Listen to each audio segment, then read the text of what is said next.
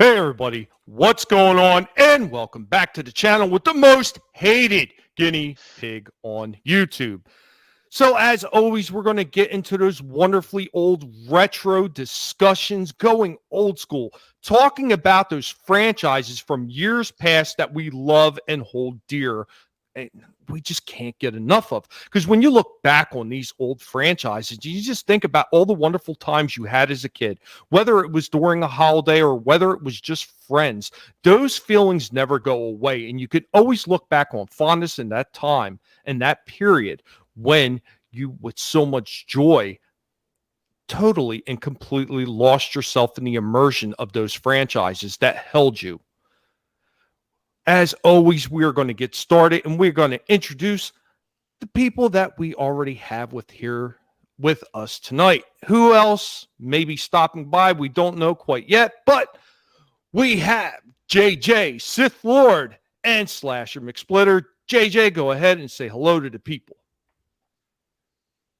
What's going on, everybody? It's your boy JJ. Hanging out with Tommy another wonderful night. Thank you, bro. Thank you for having me back. Talking about some retro stuff, man. TV, movies, music, freaking wrestling, Slasher. We ain't doing we ain't doing it again this week. All right. No, seriously. You can find me a little bit of everywhere. I'm almost become a permanent fixture over on Chaos Central, part of the Chaos List on Tuesday nights. I do my own live stream, Random Minnesota's Finest. It's random panel, random topics. I'm still trying to find a home for it right now because my buddy Hansar came back to Sunday nights. So, and you can also find me here on Twitter at SithLord3827. Where sometimes I tweet, sometimes I retweet, sometimes I don't. It's a lottery. Come check it out. Let's have some fun, guys. Awesome. Always a pleasure to have you here, JJ. I do Thank you, bro. appreciate you coming by. Slasher, go ahead and say hi to nice people. I know you're probably going to keep it short and sweet like you always do, but let's give it a whirl anyway. What's up, everybody? Thanks for having me on again, Tommy. And Drew, who just popped up, but Drew's wearing a wig and sunglasses and lipstick. Oh dear God, no, not that again. How you doing, Drew? What's going on? Hey. But hopefully some of my mods will stop by and be able to start putting links in the chat. I've let them know ahead of time, but you know how YouTube works with notifications because YouTube hates me. But we're going to go ahead and we're going to flip on over and get to the transitional person himself, Supreme Heretic. Drew, say hi to the good people. Let them know where they can find you. Oh, you can find my channel at youtube.com/Supreme Heretic. Sexier voice. I do Pegasus Actual podcast on Thursday, sugar. Oh, stop it. And you can find me on Twitter at Supreme Heretic. You sexy beast. I don't know how long I'm hanging out for this shit.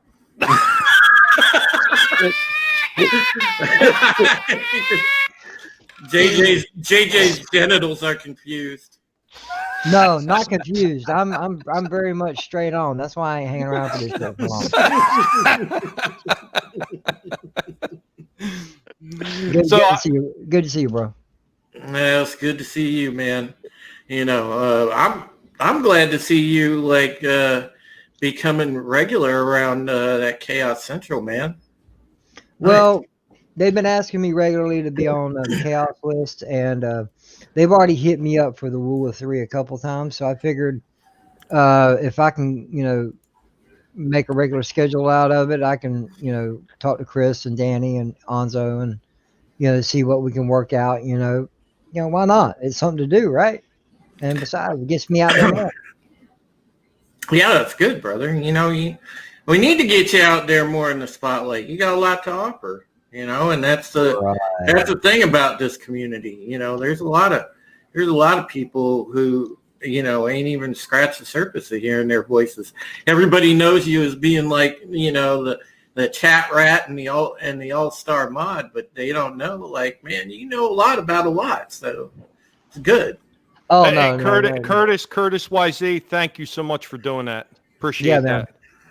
that. No, but I've always said this, man. I know a little bit about everything and a whole lot about nothing. No nonsense. You know a lot more than you let on. Oh, I've forgotten more than I'll ever remember. Hey, do either one of you guys need chapstick? Because, I mean, there's been a lot of, like, sucking up going on here. I mean, I don't want nobody to get dry lips. No. Hey, I'm sitting on that ass. Ain't no ass going on right now. All right, so before we get started, I'm just going to go ahead and I'm going to thank everybody that's in the chat so far. Random Brad Creator, Stony One Kenobi, Speaker for the Dead, of course, Curtis YC, and going ahead and he dropped a couple of those links for me. Thank you so much, buddy. And Parrothead in there. Yeah, Parrothead, Timon Flip. Wookie's in here. That guy says Wookie. Always good to see the Wookie. Never mess with the Wookie, man. Show him some respect. But I want to thank Toriel. Lady Toriel's here. I didn't even see her name. Hello, Lady Toriel. Hey, Lady Toriel, how you doing? Happy journeys. But I want to thank everybody that's already shown up so far. And if you don't mind, please go ahead and share that link out because YouTube hates me and they want to suppress me. It's not cool to suppress a guinea pig. It's not cool. It's specious. It's not nice. We're small. We're cute. We're fuzzy. We just want to be held. No, you're fuzzy, damn it. Yes, I am. Yes, I am. All right. As long as we got that part squared away. Oh, yeah. But yeah, thank you so much for coming already. So we're going to go ahead and we'll get started, and we're going to throw it on the new guy, and we're going to make Supreme Heretic start off and discuss something from his past. Well, the thing I've been wanting to talk about is to actually talk about Airwolf because I was. I think I mentioned that to you, Tommy, the other day. Yeah. And, it's just funny because, I was watching a few episodes of that, man, and I figured, it'd be awesome to see, like, if they did it right, do, like, a remake or something because, just a few years ago, they had that show that was on TNT, the Last Ship or whatever. They had that, and that worked. That concept worked because they had to blow up ships like every other week or whatever. So you bring back the helicopter, blow up a helicopter every other week. So Airwolf would work good, I think, if they cast the right people. That's the biggest thing, and if it wasn't a bunch of woke bullshit, which we know most of the time now when they put new stuff on, it is usually woke bullshit. So, let's focus on what was special about Airwolf for you. Now, I know when I think of Airwolf myself, I always think about that opening theme music because so many of those different TV shows from the 80s had that fantastic theme music that started it off. And I don't care if you're talking about the A-Team or Airwolf or Knight Rider, Battlestar Galactica, all of them had this fantastic opening theme music. Yes. Oh, yeah, man. Airwolf was awesome. It had like that 80s like synth keyboard style to it. And, it had a hell of a cast. Ernest Borgnine was awesome. Jan Michael Vincent. I'd say that was actually the best 80s theme song. That's what I would say. Really? Yeah, I would have to agree with him. And that show wasn't even close to my favorites. I mean, I didn't even get to watch it too much when I was younger. But the theme song always stood out. The theme song was banging. Yeah, between Airwolf and Knight Rider, yeah, that was some of the best. Yeah, I agree with you guys. It makes you want to get in a helicopter and wreck shit. Yeah, it did, man. And the chopper was badass. I'd always go and I built models when I was a younger kid, and I was always hoping I could find a toy or or a good model of it. And every time I tried to find a model a kit of that thing, they were always sold out. And yeah, that was just such an awesome show because, you always knew like it was on because, the heroes would run into trouble at the beginning, man. And then the second half of the show when they drove out to that hideout where they kept, they called her the lady. Oh boy, they just fire up the chopper and fly up out of that thing and boom, off they go. They hit the damn turbos on it. And you knew that shit was on. And then when they were fighting, when he put down the dark visor on the helmet, like, oh, well, he's about to win that battle. Oh, man. So many good memories of watching that show. Yeah, that visor went down. Shit was about to get real. It was. Yep. That was one of my favorites, man. I used to like live to watch that show. It was that, and I never missed that, and never missed Knight Rider, and never missed the A-Team. Those were like my big three when I was a kid. Action wise, was never gonna miss those. So yeah, I got a lot of special memories from that because it was a unique show, and I really loved it. Was that one of those shows that you actually watched with your father or something, or? Yeah, my dad and I used to watch that together. The ones I used to watch with my dad was always Airwolf and Miami Vice. Drew, did you like V? Hell yeah, brother. V was dope. The Beastmaster dude was in it. Yeah. Mark Singer. Yep. Mark Singer, man. That dude was badass. Hell yeah, man. I loved it. And that's what launched Robert Englund's career. Because remember, that was before Nightmare on Elm Street. Yeah, he got picked to be a Nightmare on Elm Street based off what he did in that show. So that was a big deal for him. I mean, that show actually had a really good cast. They had Michael Ironside in it. The girl from Greatest American Hero. Yep. Oh, Michael Ironside. Yeah, that was the only thing I remember seeing Michael Ironside in where he wasn't playing a scumbag. Dude, I know he was a good villain and everything. And then later on, of course, everybody knows. Like any of you that are gamers out there, Michael Ironside was known for being Sam Fisher. He brought that role to life for Splinter Cell for the game series. I didn't know it. Oh yeah, he did the voice for Sam Fisher. But yeah, those were my big three. And Airwolf. Brad, you speaking blasphemy, buddy. Airwolf was better than Blue Thunder, man. Airwolf would blow Blue Thunder out of the sky. I'm going to take 1 second here, and I want to go ahead and thank everybody else that's already joined us. Chaos Hoy, Mousy the Mouse, Captain Trek, buddy. You have a DM. And, Deviant Porg, thank you guys so much for coming by. Like I've always said before, and I always say on everybody else's stream, just remember to go ahead and share this out because YouTube hates me. Go ahead, Drew. Oh, no. It's all good. That was just, like I said, man, I got a lot of special memeries of watching. That would be a good mashup, man. Blue Thunder versus Airwolf. There's some fan video out there, JJ. Some guy actually did one. Oh, nice. And it's actually pretty good. You got to search it up on YouTube, but yeah, there's a number of fan videos out there, but there's one in particular. It's really good. And you just got to do search and type in Airwolf versus Blue Thunder. Yeah. That's awesome. It really is a shame that so many of those older TV shows get overlooked so much nowadays. It really is a shame. I wish they would come back and start like replaying them. Like, why can't like Netflix or somebody else pick them up and replay them? Well, I'll tell you why, Tommy. You know why?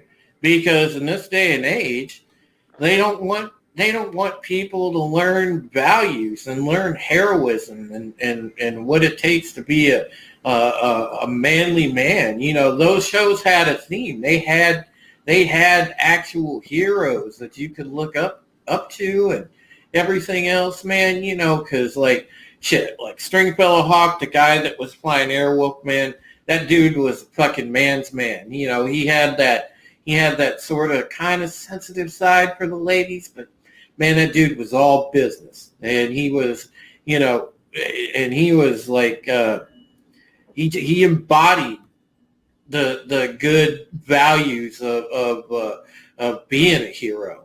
And, you know, you had that with the guys in the A-team. As much as their personalities had quirks, they were men. You know, they stood up for shit. And the same thing with Michael Knight from Knight Rider. And that's why you won't see that shit today. They want fucking lady boys running around. They don't want manly men. You know, you guys know what time it is. You guys know that. Yeah, they want action stars. They want action stars to look like a bunch of fucking Dawson's Creek cast-offs now. That's Yeah. No, The new Michael Knight's going to be Michelle Knight. Yeah, probably. Yeah, you know, and Hey, Drew, how about that one right there from Deviant Pork? oh, the fourth season Deviant, yeah, you know, that's when they switched it over, I believe, because I want to say Airwolf was CBS, and then they moved it over. Airwolf was CBS. They moved it over. Yeah, they moved it over to what you call it, USA, because that's when USA was kind of a brand new network, and they tried to keep it going, and they tried to go with the storyline that, you know, String and Dom had got killed, and they brought back String's brother Sinjin was the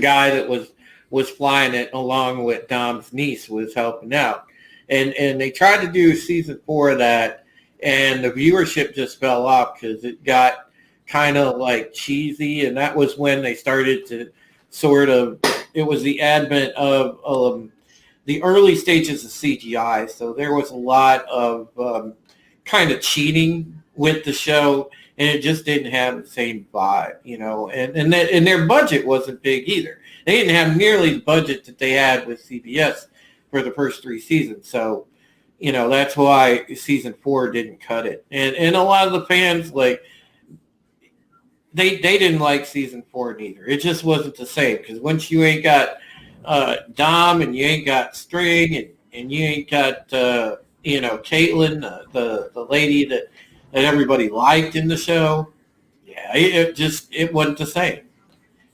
You can't put in a whole new cast and expect, you know, people to just keep watching. Yeah. It was a damn good show. Darth Astor, good to see you. Yeah, man, what's Hello. going on? Hello.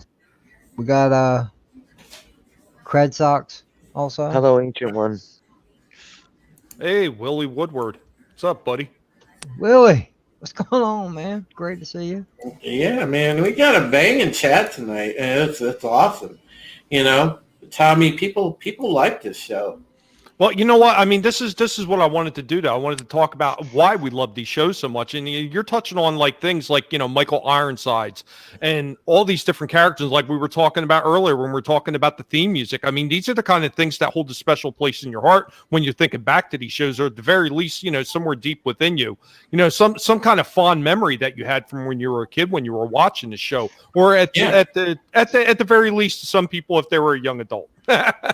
If there's somebody old enough to remember that when they were a young adult, you just never know. We don't want to leave them out, but we have certain channels up here that still play those shows. Yeah, Yeah. so you just don't see it as often as you used to, because a lot of those shows were always on replay. You couldn't flip through 5 channels without seeing a replay of one of these older shows at one time.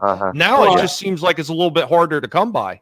Well, it is harder to come by because, like, you know, Parrot had, you know, he was talking about the Dukes of Hazzard replacing Cast when they did that one season of Coin Advance. But, you know, looking, like, if you kind of zoom out and you think about if you think about all these shows in general, and it's like I was saying before, they had a common thread. They had, you know, real people and good values, and they taught lessons within the show, and that's the thing. And there's a specific societal reason why these shows are now being hidden away and not being shown in syndication. And there's also a lot of it goes against the current narrative, because a lot of people now find these shows offensive for whatever reason. It's not just the Dukes of Hazzard. I mean, there's people bitching about the A-Team. There was some video I ran across on YouTube where some Zoomer or millennial or whatever the fuck AG was bitching about the A-Team because he said it promoted violence and gun violence as well. And the guy said, this is an absolute terrible show. I can see why people liked it in the 80s, but it doesn't have any sort of belonging in this day and age. It's like, I couldn't imagine watching a show like this. God. Oh my gosh. No, I mean, makes my damn brain hurt. let's not focus on that, because that's not why we're here. I don't want to talk about that, because I don't want to get down thinking about all that trash. I know. All that trash is what gives me a headache every single night. I know, Tommy. I'm sorry to derail, but It's all good. It's all good. But that shit grinds my gears, man. Because hey, look, we're better off for it, because we're all around the same age, fellas, and listen. Those are lessons that reinforced us as we were growing up, and went hand in hand with the values and the lessons that our parents, grandparents, whatever, aunts, uncles tried to bring home to us, and we're better men for it. And and that's why I'm thankful for the stuff that I grew up on and watched back then, because without it, I probably without that reinforcement, I probably wouldn't be the person I am to a degree. Well, so I appreciate it. I agree, Drew, because it's discussions like this, what we're talking about, no matter the format, movies, TV, music, games, toys, whatever, is some of the greatest of our past. And instead of dwelling on the current future of it, let's dwell on our glorious past. Mm-hmm. It's well, and this is shit that is, to me, these things that we're talking about are cultural icons, and I pray to God that we don't lose those. I pray to God that they continue to be available on DVD and box sets and things like that. And just a tip to the folks out there, listen, buy these shows on physical media. If you're a fan, whether it's Airwolf, Dukes of Hazzard, A-Team, Knight Rider, whatever floated your boat, get the physical media, just to be safe. Yeah, that's what I was giggling at, Tommy. Wookie, man. I know. Wookie's great. He'll say it like it is. Yes, Wookie, no, I don't know if you caught the earlier one. He goes, "The Fall Guy taught me not to be a pussy." Yep. I watched The Fall Guy, and he's I remember right. that. A damn good show. Yeah, it was a good show. Lee Major. And it had Heather Thomas. Yes. Oh man. I mean, Hey, Flasher had Heather Thomas before she was the lady that we know now. When she was, when she was so I know. I know what she looked like in the Fall Guy days. That's what I'm saying. Yeah, brother. Yeah. I watched the Fall Guy. I had a poster of Heather Thomas in a bikini, man. Oh yeah, there you go. That was. Mm-hmm. Awesome. No, I mean, Those are the kind of memories that you want to hold on to. You want to hold on to the fond memories.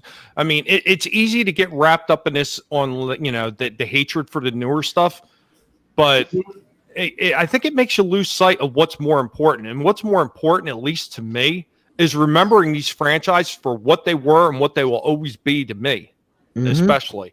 Because you know what? It's easy to sit there and just go on the hate train like every single day.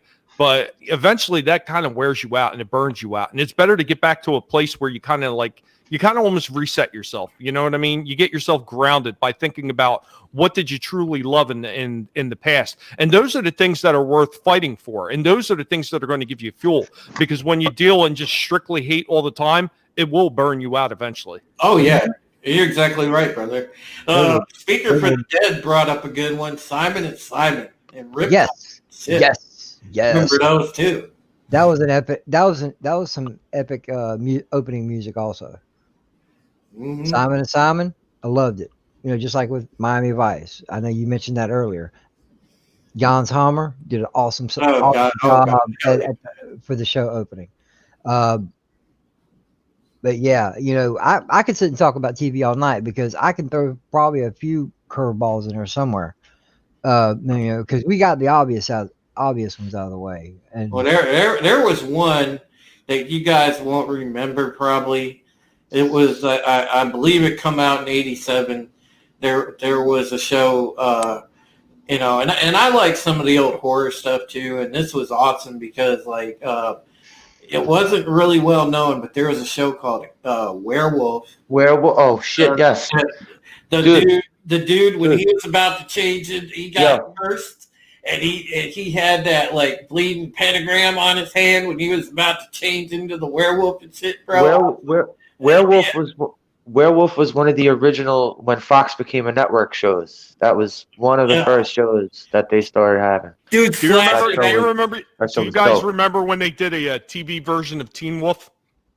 Yeah. Oh yeah. That wasn't that long ago, right? No, it was. The first go around, yeah, that was a while ago. Once. But Werewolf was a straight up action and horror show, man. Oh, that was the shit. Hell yeah. Dude, and they had fucking legendary actor Chuck Connors was the bad guy. Was the bad guy. Red Sox. He feels so old. Yep. Well, that's what we're here for. Not to feel old necessarily, but to reminisce, man. Remember the great times of entertainment. Dude, yeah, because you know what, you need to remember all those things that you love so dearly. Because when they come out with new stuff and they tell you, hey, this is the way we're going to represent your shows now, you know exactly why you're telling them no. You're telling them no because you can remember back to those awesome franchises that gave you joy when you were younger. You know, you had special moments with friends or family. Like, I mean, how many of these different franchises, whether they were toys, comic books, or whatever, were around Christmas time or some other kind of holiday that you spent time with family that, maybe members of your family that are not around anymore, but you always have those moments to cherish, and maybe certain TV shows or books or toys or comics that you always had in common and shared with them in those times. And that's what you got to remember back on when they tell you, no, this is the way we're going to represent your shows now. You know exactly why you're fighting, and it's not just coming from a place of hatred alone. Oh, because you know what? Hey, I'm pretty sure everybody can agree with me, because when you're fighting for something from a place of love for the franchise, it comes off as not only more genuine, but it comes off as more powerful. Well, I know personally in my case, it's not just fighting for the franchise, but it's fighting to bring back those values and teaching those lessons to the youth of today that they should know, but are kept away from. And there's a lot of reasons, because I remember that. And I remember how important it was. Oh, yeah. Yeah, because the slasher mentioned, there's TV stations out there that still play this stuff. I watch one, I think I've mentioned it before. It's called Heroes and Icons, or short, as they pronounce it. H&I, yes. H&I, yeah. Monday through Friday, they have blocks of great TV shows. Today, and Monday through Friday from 11 a.m. to 8 p.m. Monday we got Nash Bridges. Tuesday we got House. Wednesday Dude, we got Jazz. they play Wise Guy. Who the hell plays Wise Guy anymore? Yeah, That was I love that show. Yeah, and Saturday, man. Batman, the original Adam West Batman, Wonder Woman, uh, Green Hornet, uh, Greatest American Hero, MacGyver. Damn.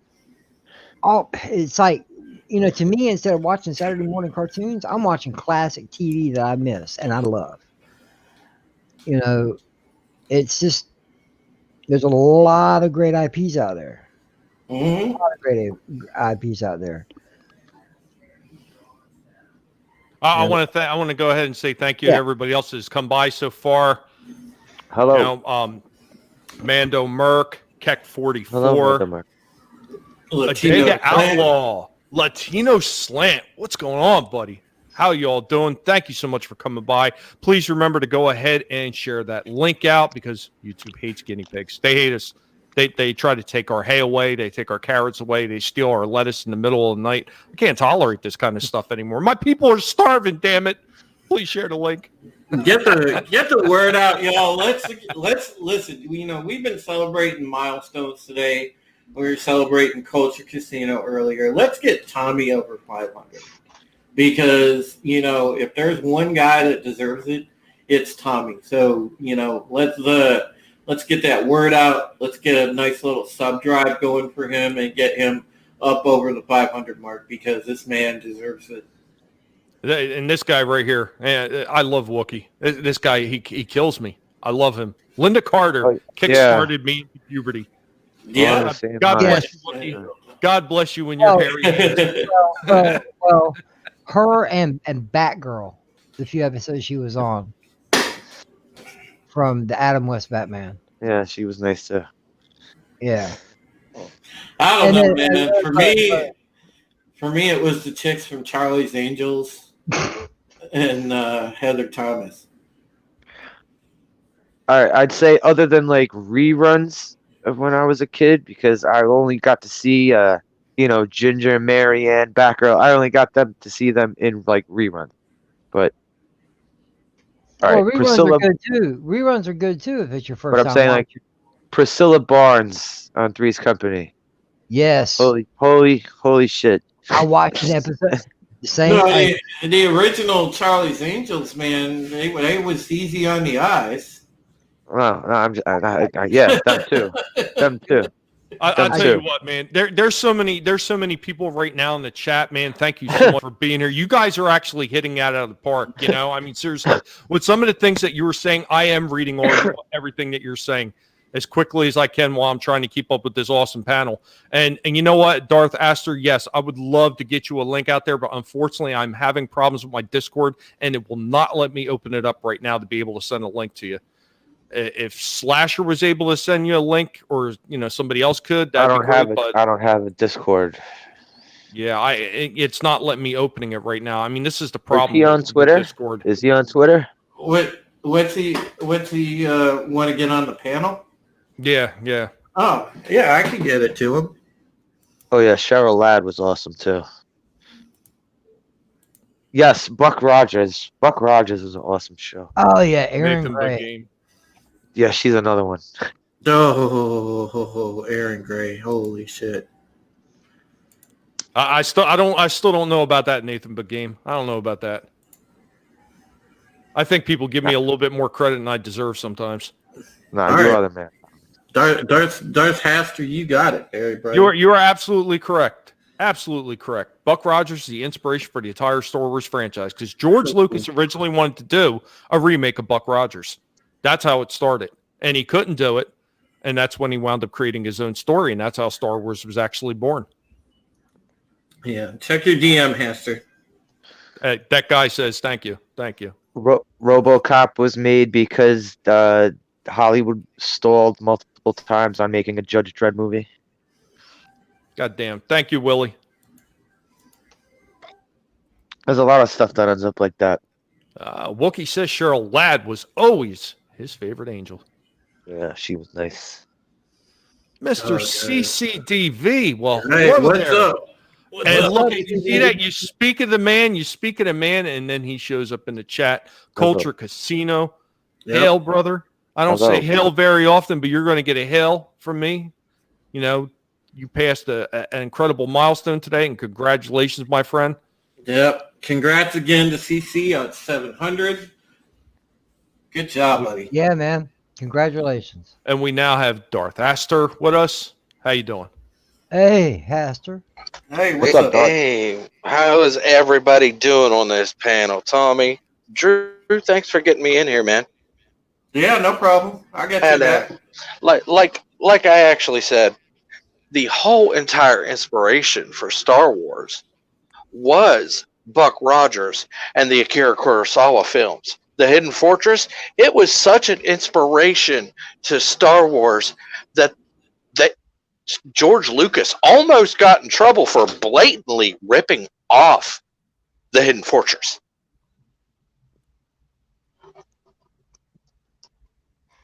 Hello? Yes.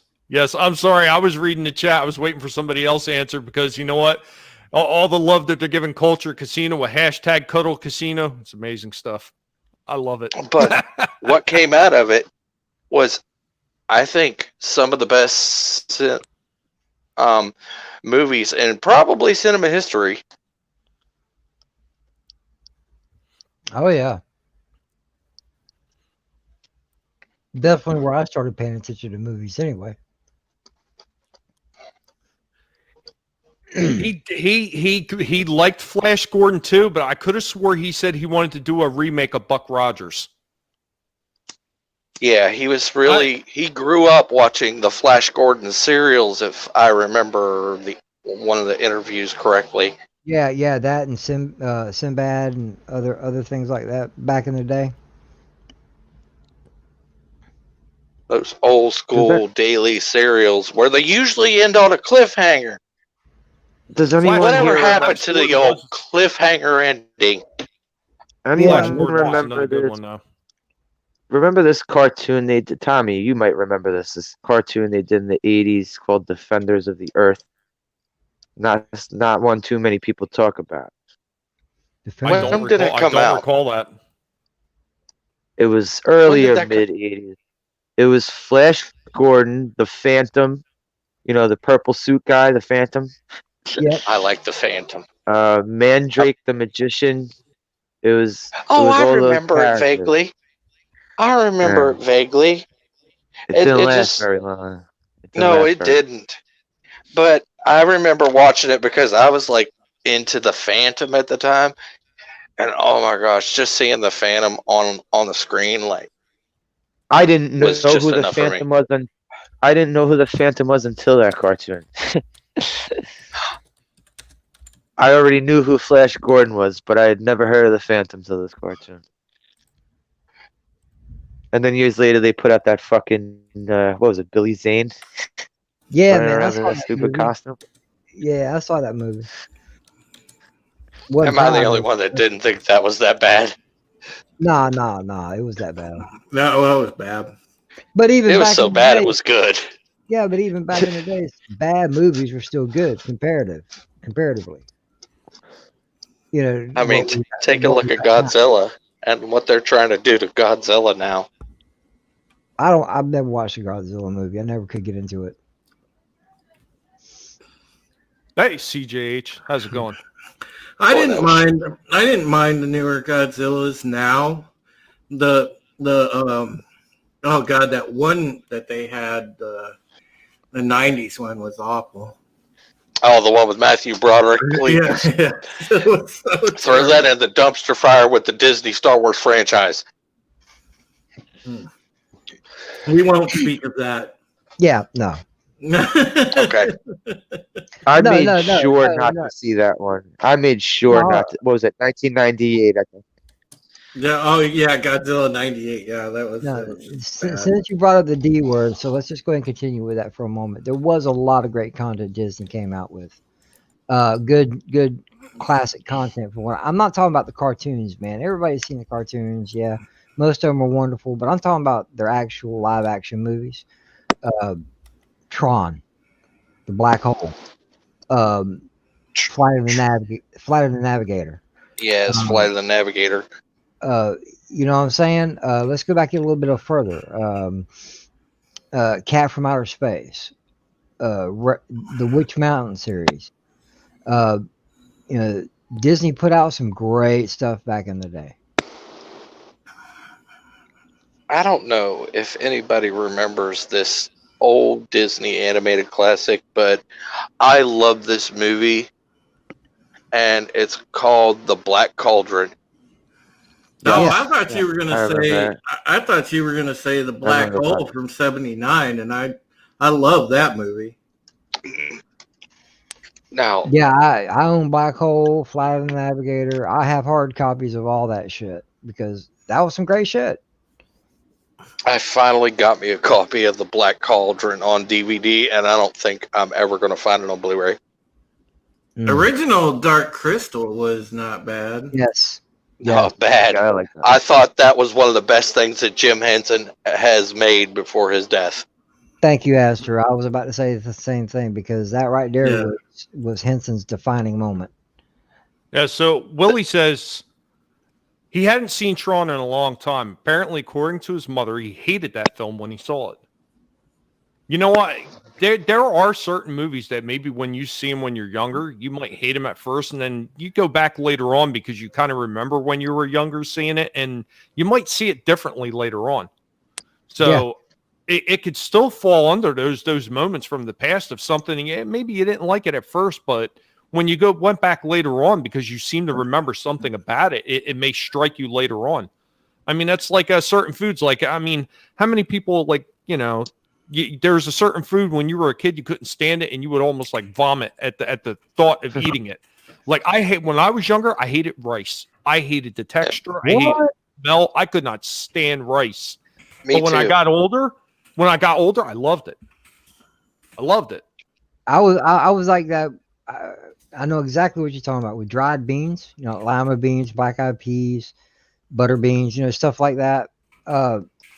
Don't bring a bean near me back when I was younger, but I can't get enough of them now. I love them. I had a hard time with broccoli for the longest time. Yeah. Now I'm like, I could eat anything at this point as long as it's not spoiled. True. You know, there was another good movie I loved when I was a kid, man. The Last Starfighter. Yes. Yes, I was going to Yeah. say that, but what you guys were talking Disney. Well, I did like a movie, review talk about that quite some time ago, and I was actually surprised at the number of people that actually commented on that video. Yeah. Yeah, a lot of people remember that movie. There's a lot of people that love that movie. It's I think I have that on Blu-ray now. yeah. So do I. It doesn't get it. Apparently, I've heard that it doesn't get any better. No, mean, you know it what? really doesn't. It Oh, just gets a no. little clearer. I love Tron. I loved it as a kid, and because to me, in some aspects, No, maybe Willie, no, not the Goonies. How does that happen? how does Not the anybody hate the Goonies. Goonies? Even I like the Goonies. Come on, man. Willie, what Wait, the hell? someone hates the Goonies? Willie What the Woodward. hell, bro? When he seen it as a kid, he didn't like it. What? What? Are you kidding me? What kid that watches that movie hates that movie? Somebody Yeah, it was. clearly does not have an appreciation for the truffle shuffle. Yeah, I know, man. Well, you must have had a bad day at school that day, Willie. You must have skinned your knee on the playground, had a stomach ache, the whole 9 yards, man. Maybe got his tongue stuck to the center of the pole in the lot or something. All right. Almost direct quoting scenario from A Christmas Story. I love that movie too. A Christmas Story.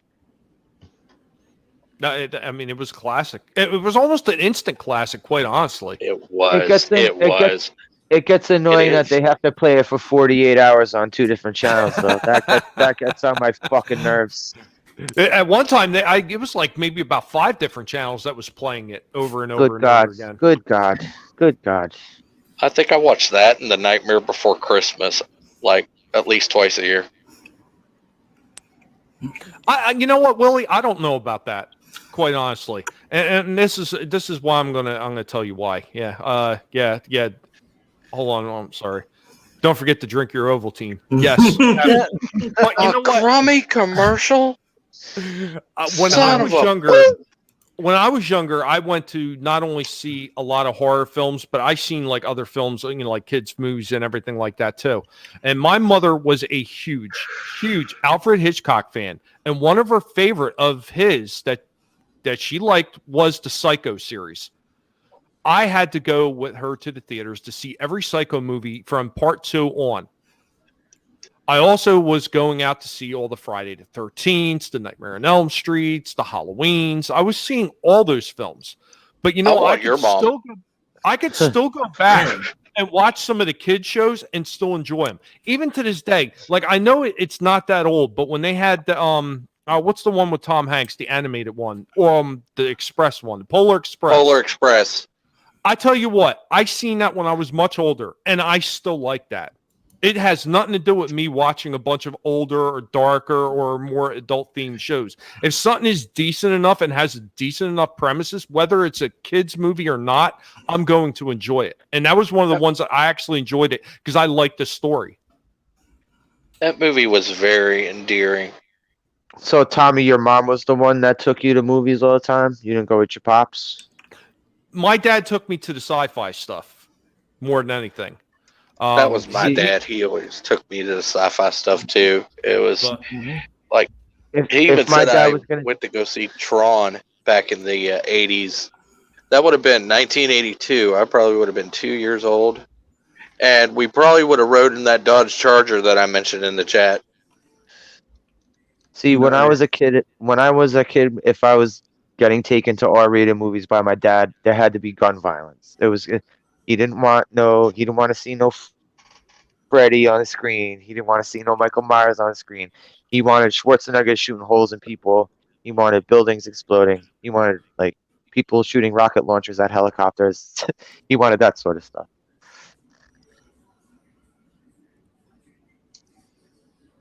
Creep Show. I love the original Creep Show movie myself more than anything.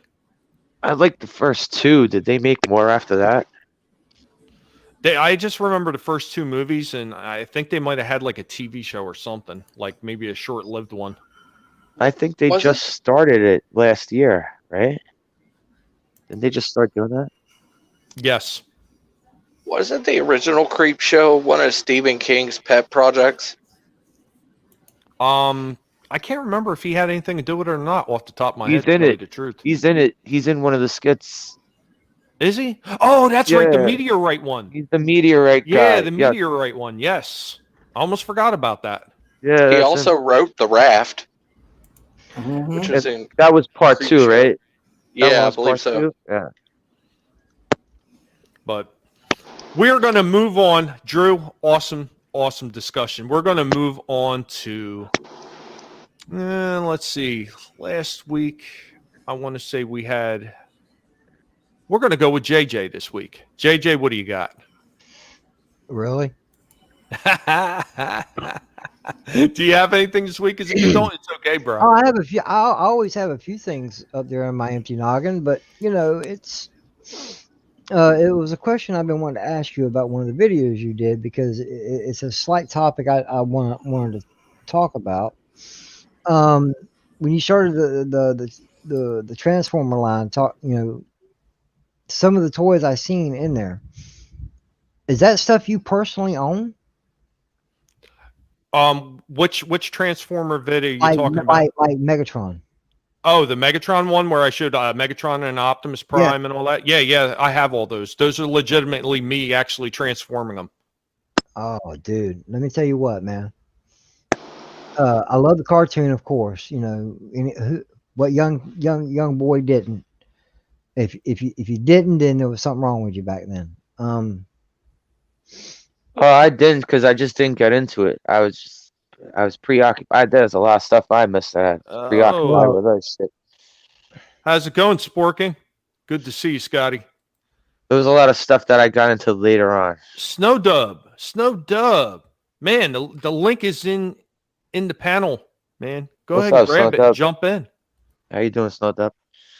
But uh, the toys, man, really just back then you just couldn't find stuff like that, man. You could find action figures and play sets and stuff like that, but stuff that actually transformed into things, man. It's just I thought it was like really cool as hell as a kid, because you just didn't see stuff like that. Now I know a lot of stuff, Japan and other countries overseas like that. They have a lot of that, first. But then when we get it, man, it just blows our minds out. Just like the '80s GI Joe. I'm still watching it to this day. The Hasbro channel on Oh, on the YouTube. one that's running all the Yeah. time. Yeah. It's got a lot, 24-hour lot, a 7-day a Oh, week I still lot, watch it. Yeah. Yeah, I and remember when they first had the Hasbro channel up, and it was like a free channel you can get on anything because I had it on my Roku. But then they took it down at one point. Oh, And it's I running heard right now. I heard that It's they were going to running right rename now. it or something. yep, It's they still got running on the Hasbro. Yeah, it's running right now, 24/7. It's recycled episodes because they only play a certain amount and then they start over. But you can go to their channel and look at full episodes of other episodes, and it's man, I love the cartoons back in the day, and the toys back in the day because everything was great then. Now it's just cheaply made, cheap knockoffs, whatever. Hey, what can we sell for $1? Hey, we got some turds. Let's sell some turds. Hey, no, you want to make more money? Make a unicorn turds. Honestly, Come on. these days, you would be lucky if it was $1, because all the new shit they put out is like, if you could get it anything, even an action figure for under $24, you're lucky. Yeah. One Well, measly action figure. Trust Well, me, I can you're talking to a collector. I know. Yeah, it's sad. well, I can speak from experience on some of the newer Transformers that are out there right now, and I'll tell you what, the price points on them are significantly higher than when I was a kid. And I know a lot of people are going to say, "Oh, well, the prices change over time," but I mean, you're talking to almost double what they were when I was a kid. Because on average, the small Transformers were only going for, I think it was like $3.99 or something like that. It was under $4. Mm-hmm. And now the smaller Transformers are $9.99. They've doubled in price. And when you get to the larger ones, they're going for even more than that because like a standard Autobot car was only about $9.99. Now a regular size Transformer is $19.99. And as you go up, they become even more expensive. When you get to the ones that were like maybe, I don't know, at the time in the stores, they might have been maybe $50 as a kid, which was extremely expensive at the time. Well, those same toys now are going for over $170 to $180 in a store. Yeah. That's how much that the prices have jumped up. And the quality in them. Now, while the newer Transformers, the quality has definitely gone up in the last two series that they put out, for the longest time, the quality just kept going down. And even then with the quality up, they're nowhere near as well made as they were back then. Well, when you say that, Tommy, it just blows my freaking mind. Another classic toy that is just severely is not a bad enough word. I can't think of another one right now, but overpriced. Okay, and that's Legos. Yep. It don't take them nothing. It don't cost them nothing to make them bricks. Okay, but you got sets out there for $500, $1,000. They're Legos. What the hell? That guy says Muscle. everybody Yep. remembers Muscle. Mm. As a matter of Yes. fact, I have a whole tin can, like a whole tin can full of them. yeah, I was just going to say, as a matter of fact, Slasher has a whole bunch of them, but yeah.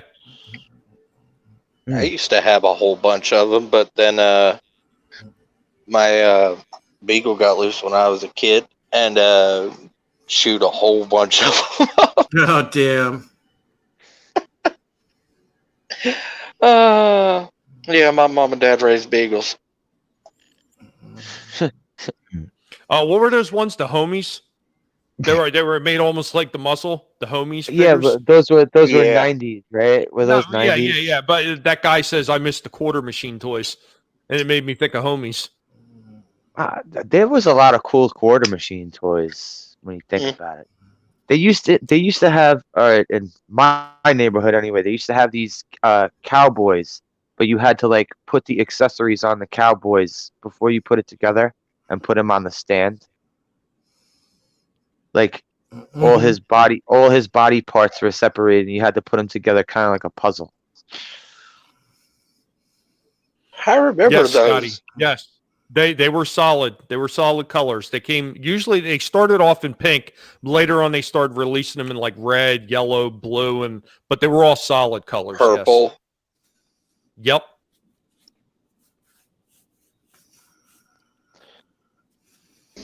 Yep. Those were the days. The Does homies anybody figures, remember- I think so. Does anybody remember Mad Balls? Oh, yeah. I did a video on that too. Hey. Guess what else I have a bunch of? Take care, Scotty. I had just about every single one of those Mad Balls. My favorite is the eyeball, Oculus Orbis.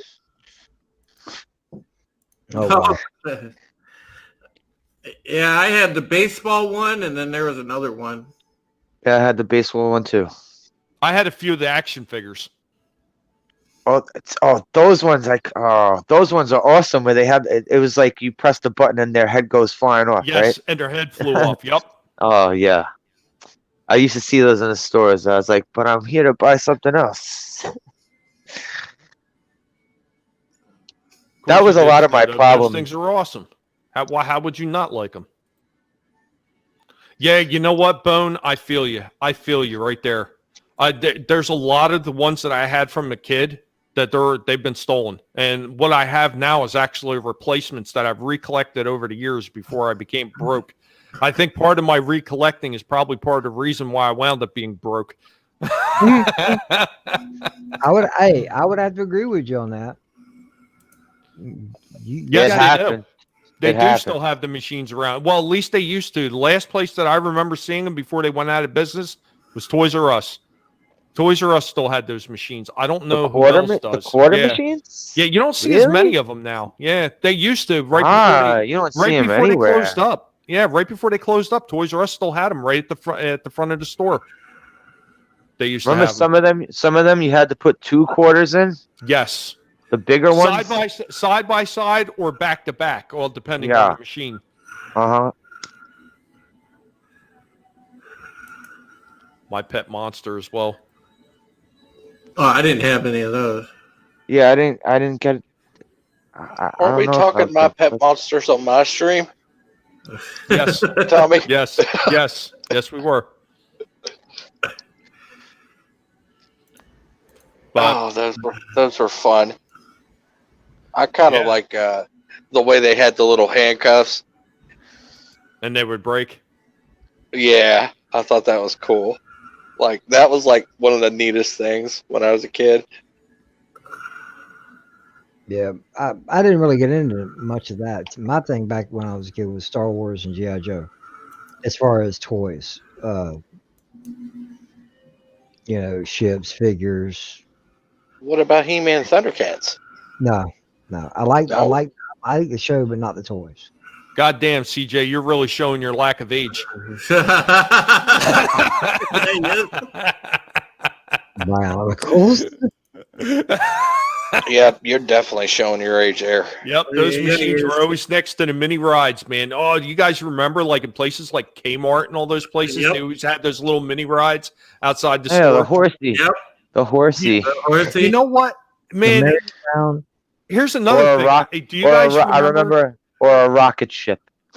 Well, do you guys remember this? Like, obviously, you remember Ices. because Oh yeah. 7-Eleven. 7-Eleven has ices. Yeah. She's in the But big do, dog. but do you remember at Kmart? And Kmart was one of the few stores that had it. They had slush puppy ice machines. Yes. A lot of the candy my stores gosh. around here. A lot of the candy stores around here had slush puppies. There's still some stores around here that have slush puppy machines. You know, the I last think- place I remember seeing it was at a BJ's Wholesale Club, and I haven't seen it again since. I think my hometown convenience store still has a slush puppy machine. Really? Yeah. What are you gonna say, JJ? I remember going on the weekends sometimes, man, back when we had Kmart still open around here. Just going in and eating at the cafe, man. And I got a slush puppy every time I went. And you said that, just my heart just dropped. I'm like, I miss that shit. Working hot dog, French fries, and a slush puppy, man. You couldn't beat it. I don't know about anybody else, Parrothead, but I did not. I bet I you. remember I bet you Snowdub did. I The remember Garbage Pail actually. Kids movie. All right. I went. The Garbage I Pail went to- Kids movie. I felt bad for asking my dad to take me to the Garbage Pail Kids movie. This is the only movie when I was a little kid where I asked my dad to take me out there, and like he had this pissed off look on his face. I felt this fucking pain. I actually thought that movie was hilarious when I was a kid. The Garbage Pail Kids movie. That was. It was. But now I look at it and I'm like, man, my dad was probably cringing the whole time. And now that I look back at it, I'm like, I almost want to get off of here and call my dad. Like, I'm so sorry for putting you through that shit. Damn. Wookie says slush puppies are still around. Mm. They're just not around anywhere where I'm at. I have two in my neighborhood still. There's two Crap. places in my neighborhood. You guys are making me feel old.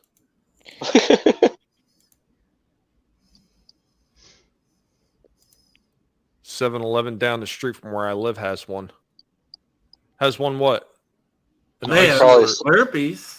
Yeah, Slush they have puppy Slurp- machine. Yeah, they I, have. I thought most 7-Elevens just have their own brand, their own store brand now with the Slurpee or Icy. Yeah, They have do carry Slurpees. Icy still. They do still carry Icy though, depending, because there's certain flavors that only come in the Icy flavor that they sell. At least it was that way last time I went to one. I don't remember what Wawa carries. We only just started recently getting Wawas down here in Florida, so. Yeah. Oh man, I love. I got two, man, within a 5-mile radius. They got some good shit. That was like one of the best things we could have seen in a while. Take care, Willie. Thanks for coming Yeah, by. really. Yeah, later, Willie. Have a good night. Have a good night, man. Man, everything was just so much better back then. Shit, let's be real. It's almost as bad as Attack of the Killer Tomatoes and Killer Clans from Outer Space. I've never seen Attack of the Killer Tomatoes. I have seen Killer Clowns from Outer Space, and yeah, that's pretty bad. It's funny. Earth Girls are easy. Mm-hmm. Kentucky Fried Movie. Did anyone ever see the stuff about Killer Ice Cream? Anyone ever seen this movie? No, never heard of it. No, but now I'm morbidly curious. Oh, look it up. Look it up because it's not a recent movie. It's fucking 80s. Oh yeah, it's a doozy. The stuff. Wow. I do You ever like heard- Killer Clowns from Outer Space, and I like those weird movies that everybody hates. Tommy, you ever heard of that one? No. No. Oh, No. Tommy, you would be pleasantly surprised about how cheesy bad it is. You know, that's not a good selling point. You know, it's like, hey, it's cheesy, it's bad, don't watch it. But you're trying to get him to watch it. But But if you're it's gonna so- laugh, if you're gonna laugh your ass off at such a bad premise, you know, you might as well do it. It's one of those movies you could MST3K the heck out of and actually Exactly. have fun with it. Exactly. Let me see. I think I remember this one. Attack of the Killer Tomatoes. Yeah, that's it. Oh yeah. Wookiee knows it. They made a cartoon of that in the 80s too. I Oh, yeah. thought the cartoon was even funnier. In the 90s, yeah. And it was later than the movie, yeah. It was in the 90s. Yeah, it was in the 90s, and I thought the cartoon was even funnier than the movie.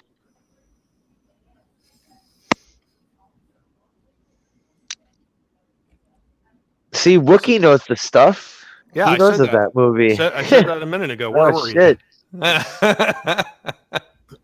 Okay, well, Does anybody remember all the old Troma movies? Oh yeah, I was just watching those a couple weeks back, man. I watched all the Toxic Avenger flicks. I watched Romeo and Juliet. I watched Class of Nukem High. I watched. Come high. What's going on? What was Oh God, Sergeant Kabuki. Sergeant Kabuki. Yeah, Sergeant Kabuki Man. Sergeant Kabuki Man. I love Sergeant Kabuki Man. Man was awesome. Attack of the Killer Condom.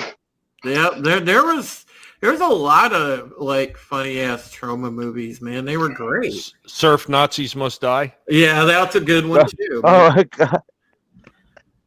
Did you know a couple of people that actually worked on some of those trauma movies actually ended up making American Pie? So if it wasn't for trauma, we wouldn't have the college cult classic movies. We wouldn't have the American Pie franchise at all.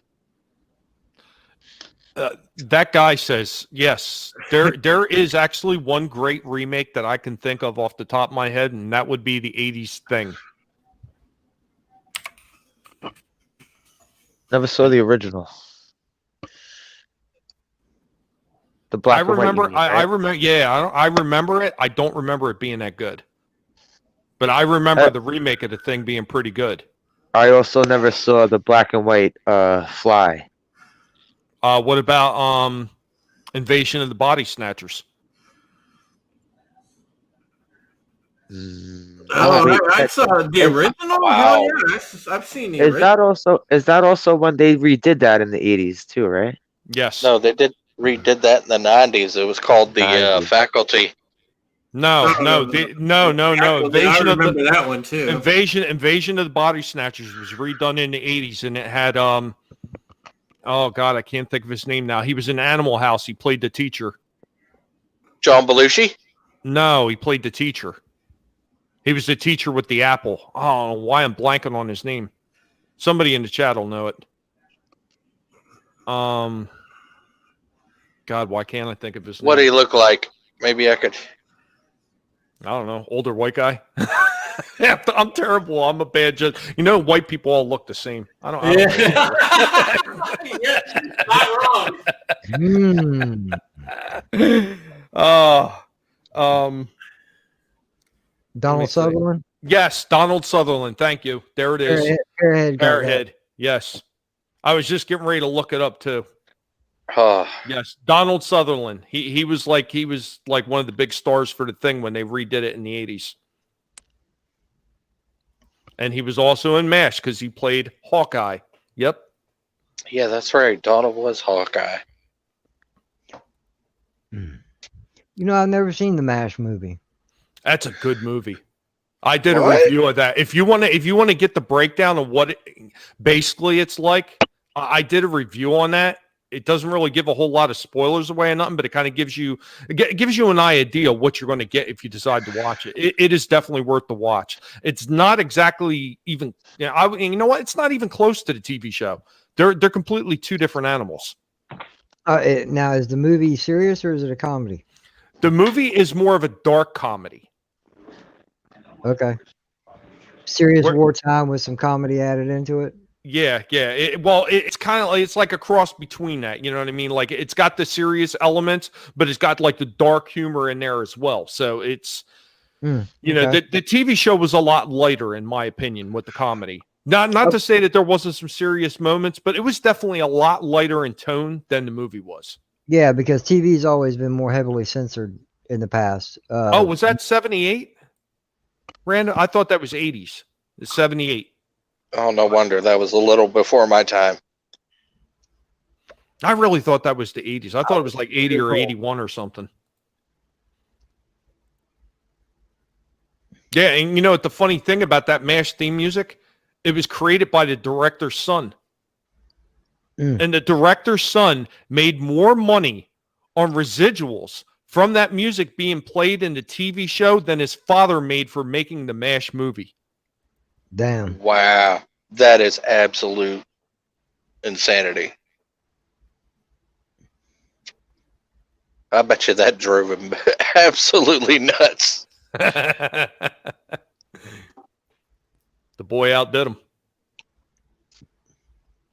That director was a bit of an ass, though. I went into detail why the guy was an ass, but I mean, he did make a pretty good damn movie. I mean, not to say it was all him. There was a lot of the actors that brought everything to the table, but you know, an actor can destroy. I mean, a director can destroy a movie. Do either of you guys remember an older movie? It was a Chevy Chase movie called Deal of the Century. Had God, him, that sounds vaguely familiar. Sigourney Weaver, and Gregory Hines. Basically, Chevy Chase is like a con artist, or I think a con artist. I don't know. I thought he was like a used car salesman for some or reason.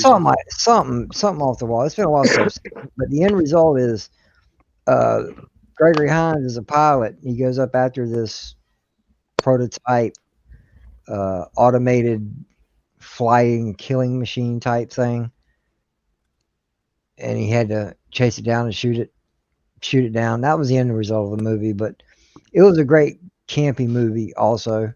Well, granted, most of Chevy Chase's movies were anyway, but because like, you know, National Lampoon's the vacation movies. Who doesn't love a good vacation movie?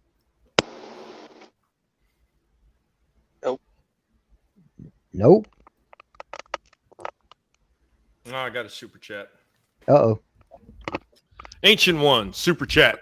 A shipment full of full plate armor specifically designed for cute, fuzzy guinea pigs for Tommy, the guinea pig, so he can prepare them for warfare. Thank you, buddy. Thank you. Man, I gotta stop reading my fucking Twitter feed during these things. Joe, we're here to have a good time, and you're talking about Twitter. Yeah, I know. Put it down. I said put it down. Put it down. All right. True. Because look, you may not see him now, but there's one of my people. He's underneath your table right now. And if you keep going on Twitter, he's going to take some toes off. Now, look, man, all the problems that you've had over the past year, you do not need to start losing toes, too. This is true. This is true. Chevy Chase is the man. Snowdub, get your frosty ass in here. Yeah. Come on, Snow. Come on up. Oh, man. Wookie said they're going to remake Fletch with John Hamm. You know, that might not be that bad. John Hamm is a good fucking actor. I don't know. There's certain movies, though. I mean, for me personally, I just find it almost impossible to see anybody else in the role. Because if you tell me that they were going to remake something like Caddyshack with all the incredible actors that was you can't do in that movie, I can't see it. There's no amount of good actors out there that I can see replacing that original cast. No, Bill Murray, Chevy Chase, Rodney Dangerfield. I can't see it. You know something? As sick as I am of like them constantly making a Batman movie every 2 or 3 years with a new dude, I think he would make a good Batman. Who, John Hamm? Yeah. Oh yeah, John Hamm's a good actor. I mean, there's still a handful that of actors that I like that haven't made fools of themselves. And you know, John Hamm's one of them. He's pretty damn good. I mean, he can't be any worse than Robert Pattinson. I mean, I don't know what I mean anymore. God. We'll just call him Sparkles. Just call him Sparkles. Yep. Robert Sparkleson? Yes. Yeah. Robert Sparkleson. There you go. Again, no thanks. You know, I have never watched those Twilight shows. No. And nor will I. No. It's not my bag. No, me neither. I've watched Frozen. people online. I've watched people online making fun of them. That's as far as I've come to seeing the Twilight movies. I think I was there. I don't know about that, CJ. Yeah. Hell. I don't know. It's kind of debatable. I mean, a couple of those movies I liked, but all right, Mando Merc. Thank you for stopping by, buddy. Take care, Amanda. Have a good one, man. See you, Mando. I can't watch De Niro play a badass anymore after watching him act like a bitch about the president. Yeah, he's that guy. I don't know what the fuck happened to him. Does everyone here on the same agreement where these days it's getting hard to separate the art from the artist? Well, it is because back then, we talk about being able to like look up to the folks that played the heroes we had on television and in movies, and you had a hell of a lot of respect for them because they carried themselves like human beings. Now, with the advent of social media, I mean, you've just seen like a lot of what used to be respected people, come out and act like complete horses' asses, and it just tells you like, Jesus Christ, man, these people were batshit crazy. We just never knew. But I mean, yeah, there's a lot of them I lost respect for. Now, in the past, like I would say, past few months, and there's people that come out like, fucking hey, man, Gina Carano, I gained a ton of respect for her. Oh, because they've been coming at her fucking left and right. I mean, she come out and she stuck to her guns, and Kirstie Alley's another one I got a lot of respect for. Her too. She stuck to her guns, and there's some of them that are starting to come out and make some damn sense, but by and large, and I've had this conversation with Script Doctor. He said, yeah, it's a real problem right now, and there's a lot of people in the industry that are common sense thinkers and they're normal people, but they can't say anything. They're basically, if they say something, they're going to get blacklisted and lose their job. And that's a crying shame that you can't, speak your mind in fear of the fact that you're going to lose your job. I mean, it just okay. We're going to divert this back to the issues. We went off on a tangent too much about those people. I'm not giving them any of my time and my time of the day on this channel. Screw them. I don't even want to hear about them. I don't want to discuss them because they're inconsequential to me. Those people right now today, I don't want to talk about them. I want to roll back the things I like. I don't want to talk about the people that agitate me because that's all they do is agitate me. Tommy, you need to be able to like, you need that thing where you can play like little video clips in between, man. You need that clip from fucking Falling Down where he's like, where he said, I'm rolling back prices to 1969. That's That- freaking hilarious. That's the Hey, that's the clip hey, you I see. wanted to bring up my topic, and the reason I wanted to bring up my topic is because you're here, Drew, and I think you might actually appreciate what I got to say. Now, the one I'm going to do is actually not going to be incredibly long, but I want to see what you think about the topic. So, what I wanted to talk about is I wanted to talk about some of the Marvel sci-fi franchises of comics. Now, Marvel, they did a lot of the things that DC refused to do when they didn't want to take part in a lot of these movie tie-ins. Marvel was the company that wound up jumping all over this. And they did stuff like the Star Wars series from Marvel Comics, which ran from 1977 to 1986. And it produced numerous spin-offs like Ewoks that ran from May of 1985 to the July of 1987. The Droid series, which ran from April of 86 to June of 87. Then they had Return of the Jedi for the movie. And that was actually a sole independent short set of comics that he did, unlike Empire Strikes Back in the original Star Wars that ran through the original Star Wars movie or Marvel Comics, because the very first issue started off with the beginning, which would be, as we know now, as A New Hope, but it was just Star Wars, and that's how they start off. They had a special series just for Return of the Jedi that ran from October 83 to January 84. Then they had a Marvel Illustrated for Star Wars, which ran from November of 81 to 82. And then they had an annual that ran from December of 79 to December of 83. Now, following off of that, they also had one other series that they wound up doing after Star Wars had started, and that was Battlestar Galactica. Now, that comic ran from 1978 to 1981 and only wound up being 23 issues long.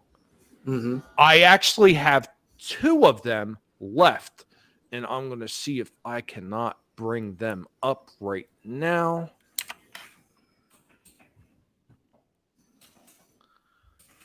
So, can you see that one, Drew? Yeah, nice. Nice. So I actually have the very first one from when I was a kid, and I have number 2. Unfortunately, all the other ones that I had are long since gone. I don't know what happened to them all.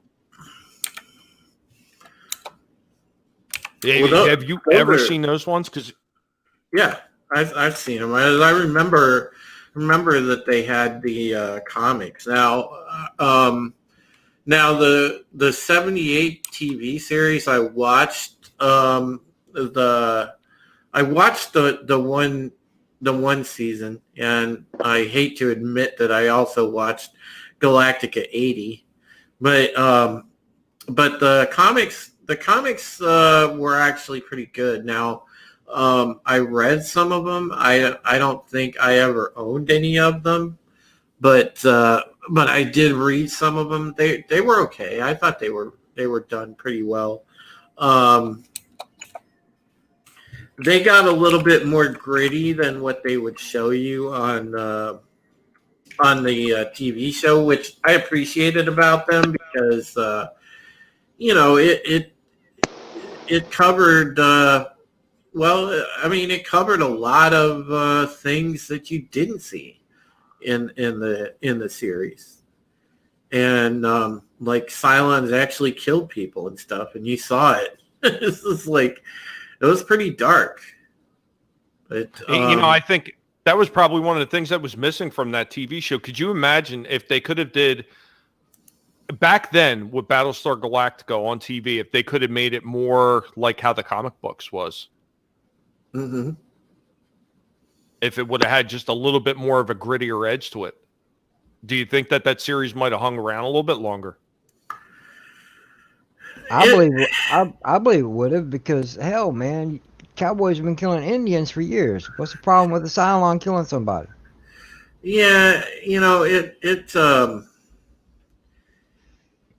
I gotta think that it might have hung around a little bit longer. I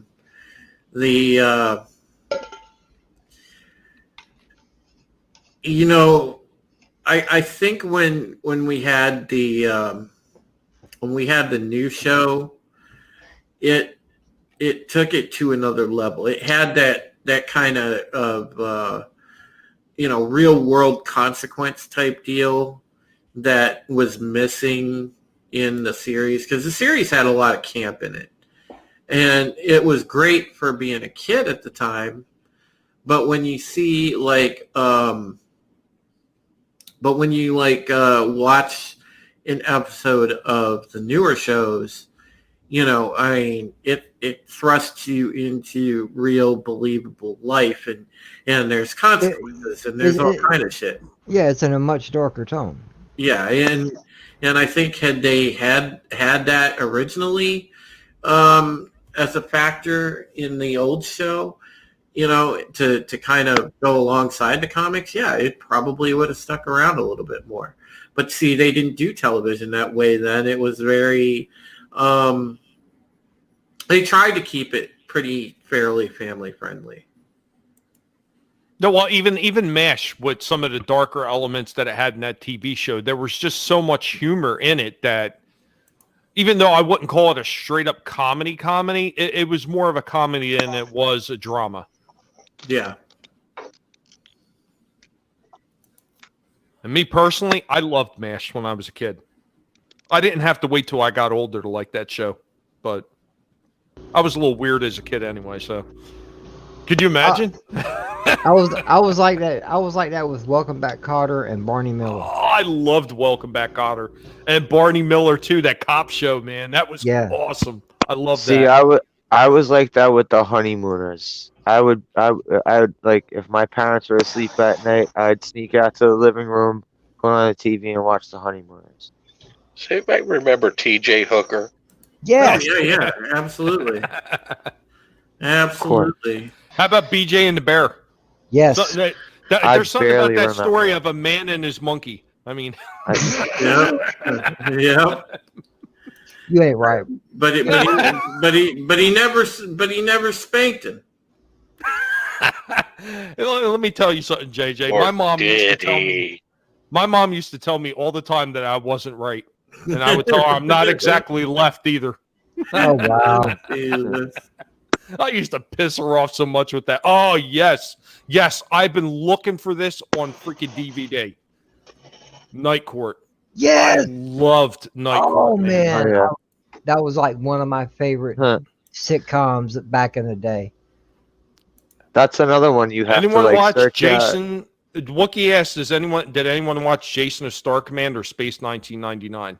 I watched Space 1999. A lot of us remember that. Yeah, I watched the shit out of that too. That was interesting as hell. Slasher, what were you gonna say, buddy? No, like, you can't find Night Court on most stations except if you search them out if you have cable.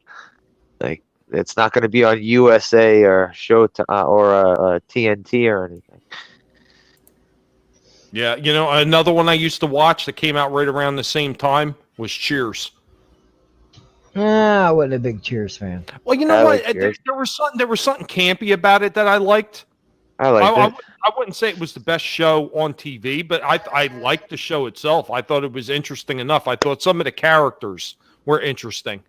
I always thought it was funny that the spin-off lasted longer than the friggin' regular series. Frasier. Yeah, Frasier. How the hell did that last way longer than Cheers did? I don't know. I think you got all of us on that one. Mm-hmm. Well, just like what we're experiencing now, times change, entertainment changes. So, I guess the kids that loved Cheers were growing up. Oh, look, Frasier, let's watch. And they actually fell for it. Well, it's like they had a couple of spin-offs of MASH too, didn't they? Not that I was aware of. Yeah, they had a spin-off of MASH. They had one of them supposed to be their practice after the war or something. Trapper MD. Thank you. Trapper MD. Oh, Trapper MD was a spin-off of MASH? Oh, yes. I never watched that, but my dad used to watch that. We're either going to have to break out our old toys, or we're going to have to our kids are going to have to learn how to play in dirt and mud again. Just like us. Mm-hmm. I'd use what they love today as a weapon. My kids, I'd be like, all right, guys, here's the thing. We're going to have a little contest today. Any one of you that can stay outside the longest, you get to play your games after dinner. See them exit the house very quickly and then look bored as hell for all afternoon. That would be so great. Let them think. Yeah, Let them think about it. that's Let them try to have fun at their, other than, oh, look, point, click. and that's what I say about children these days. They don't have no imagination, and it saddens me to no end. Hey, check it out. I drank out of a water hose. I rode in the back of a pickup truck. I went and played out in the damn woods. And guess what, ladies and gentlemen? I survived. You're still here. Aftermath. Oh my God. Parrot, I don't recall the Radar Aftermath. spinoff, but Aftermath was just a gathering of all the cast and crew members. It really wasn't really a series. It was just a one-off or maybe like 2 episodes or something, just like a cast reunion more than anything else.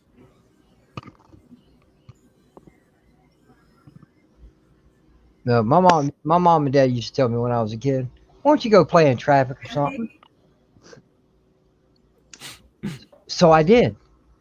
That's what my dad used to say all the time. It's like, what? When he get pissed off at me, he said, "Son, why don't you go out and play in the traffic? Go play in a 4-lane or something."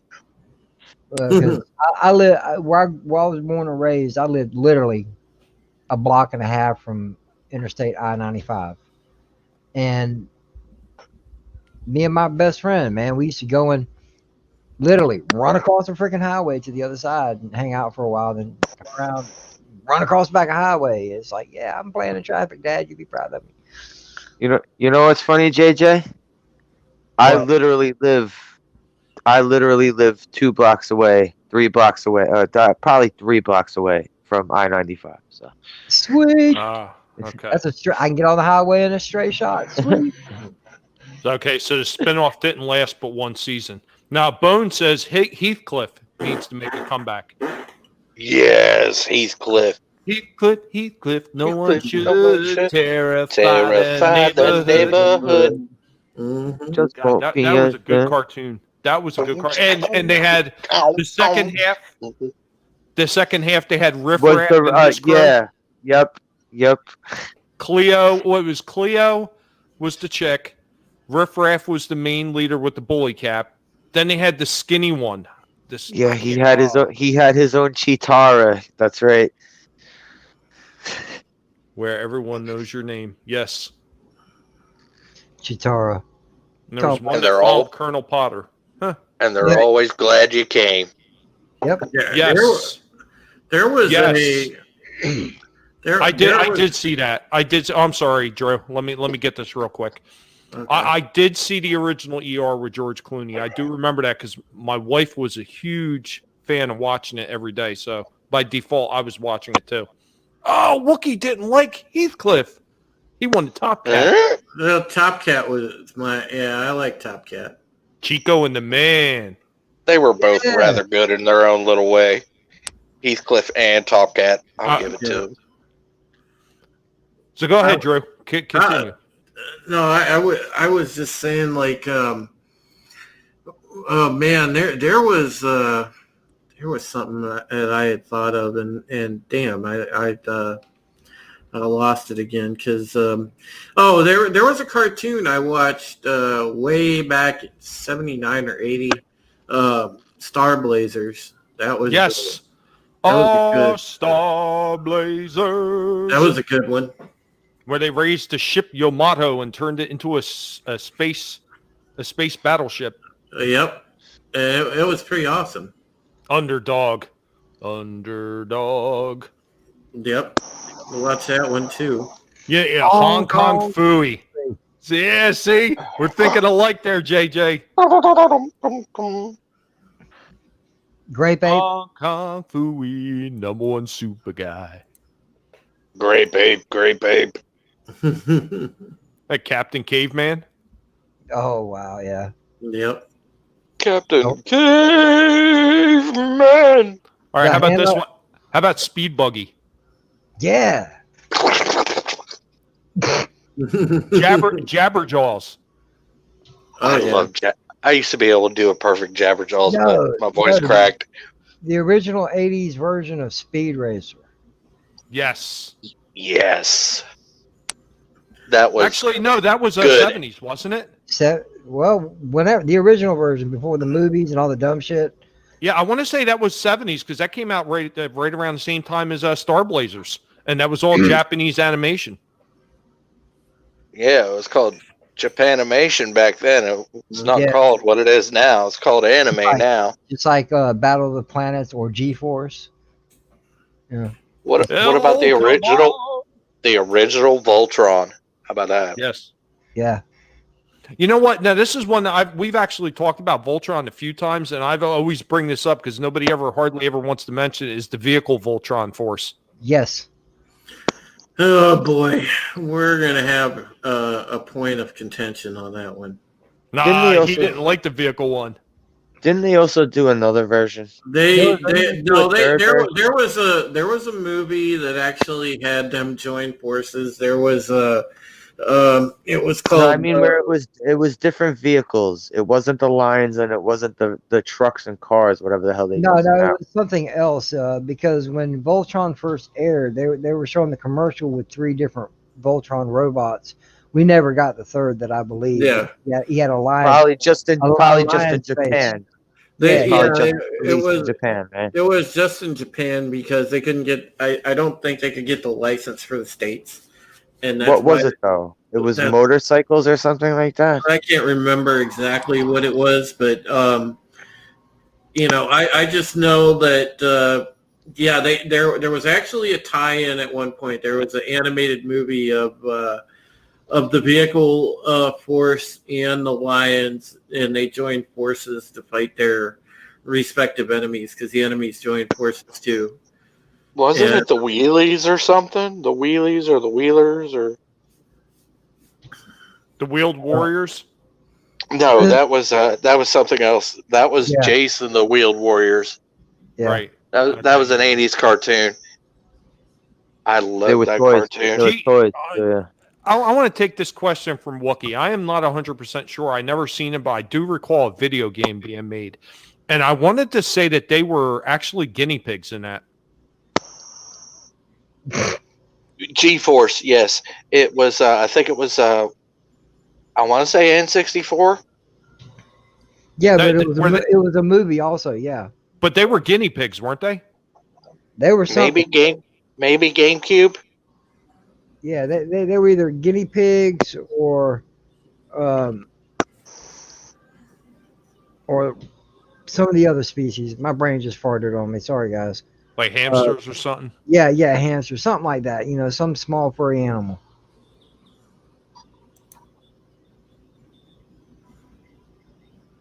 Oh, At least it wasn't a chinchilla. At least it wasn't a chinchilla. Those things are frail.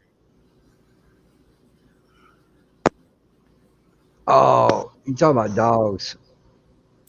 Chinchillas are dogs, right? No. No, chinchilla is actually a small rat-like type creature. It's actually it's actually listed as a marsupial, though. Yeah. Okay, my bad.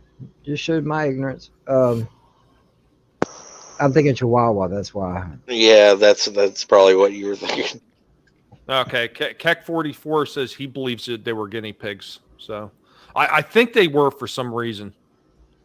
See, Well, I never seen it. I seen the game, but I only seen the preview for the game. I never had the full game, so I could never be sure. Yeah, I think that would be a movie you could watch proud. I could watch my people. Representation. It's about time.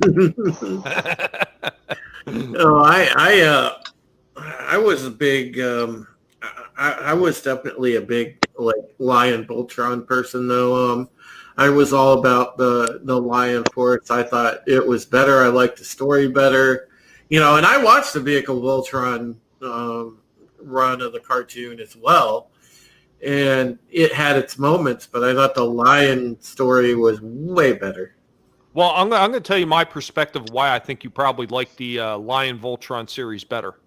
Now, this is just my perspective. When you look at the Vehicle Force Voltrons with all those cars, there were so many different personalities, you really couldn't gravitate to any one individual because there was just so many of them. Whereas in the Lion Voltron Force team, there was only 5. So it was easier to grow more attached to just 5 than it is like, what was it, like 20 different people? Yeah. Unless you count the Japanese version, and then there were 6. Yeah. Go Well- line, because you count Zed. He would. Well, I just remember I wanted Pidge to die. Go back, Voltron stuff. The entire time I remember disliking Pidge, and I wanted him to die, but I wanted the rest of the Force to live. At least in the remake on Netflix, Pidge is a lot more likable. I'm going to go ahead and throw a thank you out there to Parrothead for that. Thank you, Parrothead. Parrothead did confirm that, yes, they were guinea pigs in that movie.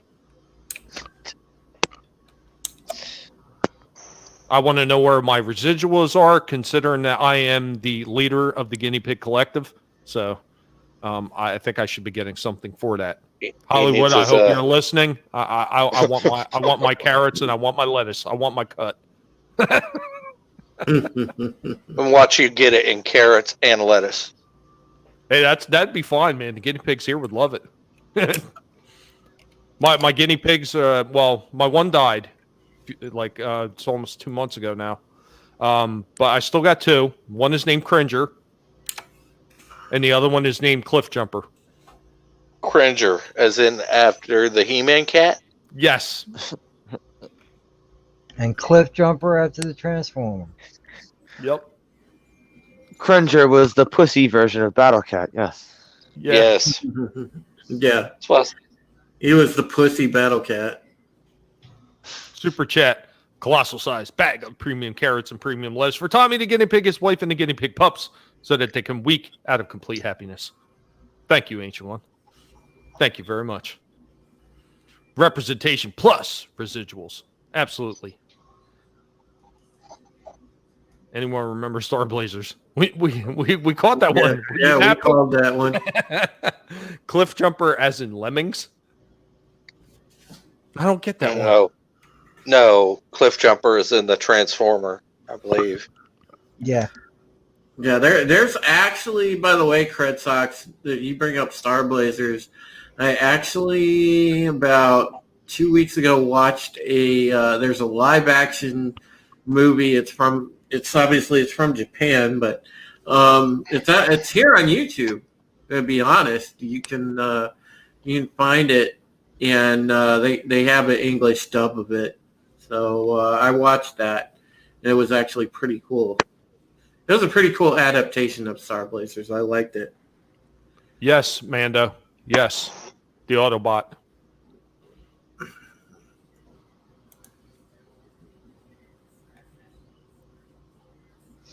Man, I kind of really want to watch V now. I own it on DVD.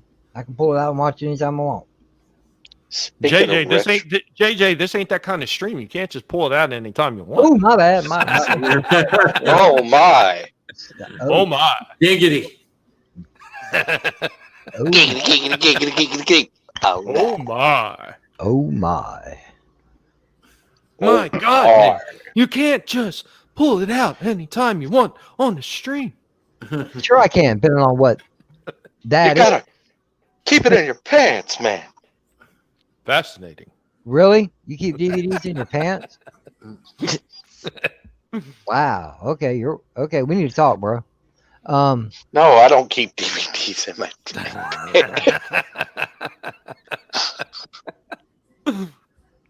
Well, if you love those old movies and those old shows enough, you might keep them in your pants. I don't know. We're not judging here. We're not judging. Especially my house. Things go missing. Oh. I just got you watching this movie a couple weeks ago, man. It was a real blast from my childhood also. Stallone's Cobra. Yes. That was the first time I ever realized who Brian Thompson was. Even though you saw him earlier as a very much younger guy on the first Terminator. You know what? Hey, JJ, since you're mentioning that, let me just drop this in real quick in the middle of it. Yeah. It's really a shame Angeles Draven isn't here because he would probably appreciate it. The guy who played the main villain in Cobra with that big knife. Yeah. He actually starred in a TV series called Vampire the Masquerade, and he played one of the vampires. Oh, okay. You mean Kindred the Embraced? What's that? You mean Kindred the Embraced? Yes. Tommy, are you Kindred, talking about because the Kindred Night Slasher? The Night Slasher from Cobra, that guy? Yes. Yeah, Brian Yeah. Thompson. Yeah. because Kindred the Embraced was actually based off of you're right, Vampire the Masquerade, but it was a tabletop game.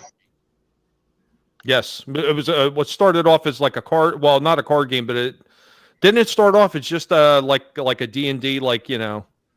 Yeah, A role was playing. made Because I by had one of the White books. Wolf. Yeah, I I have had one- the second edition Vampire the Masquerade sitting on my shelf right now.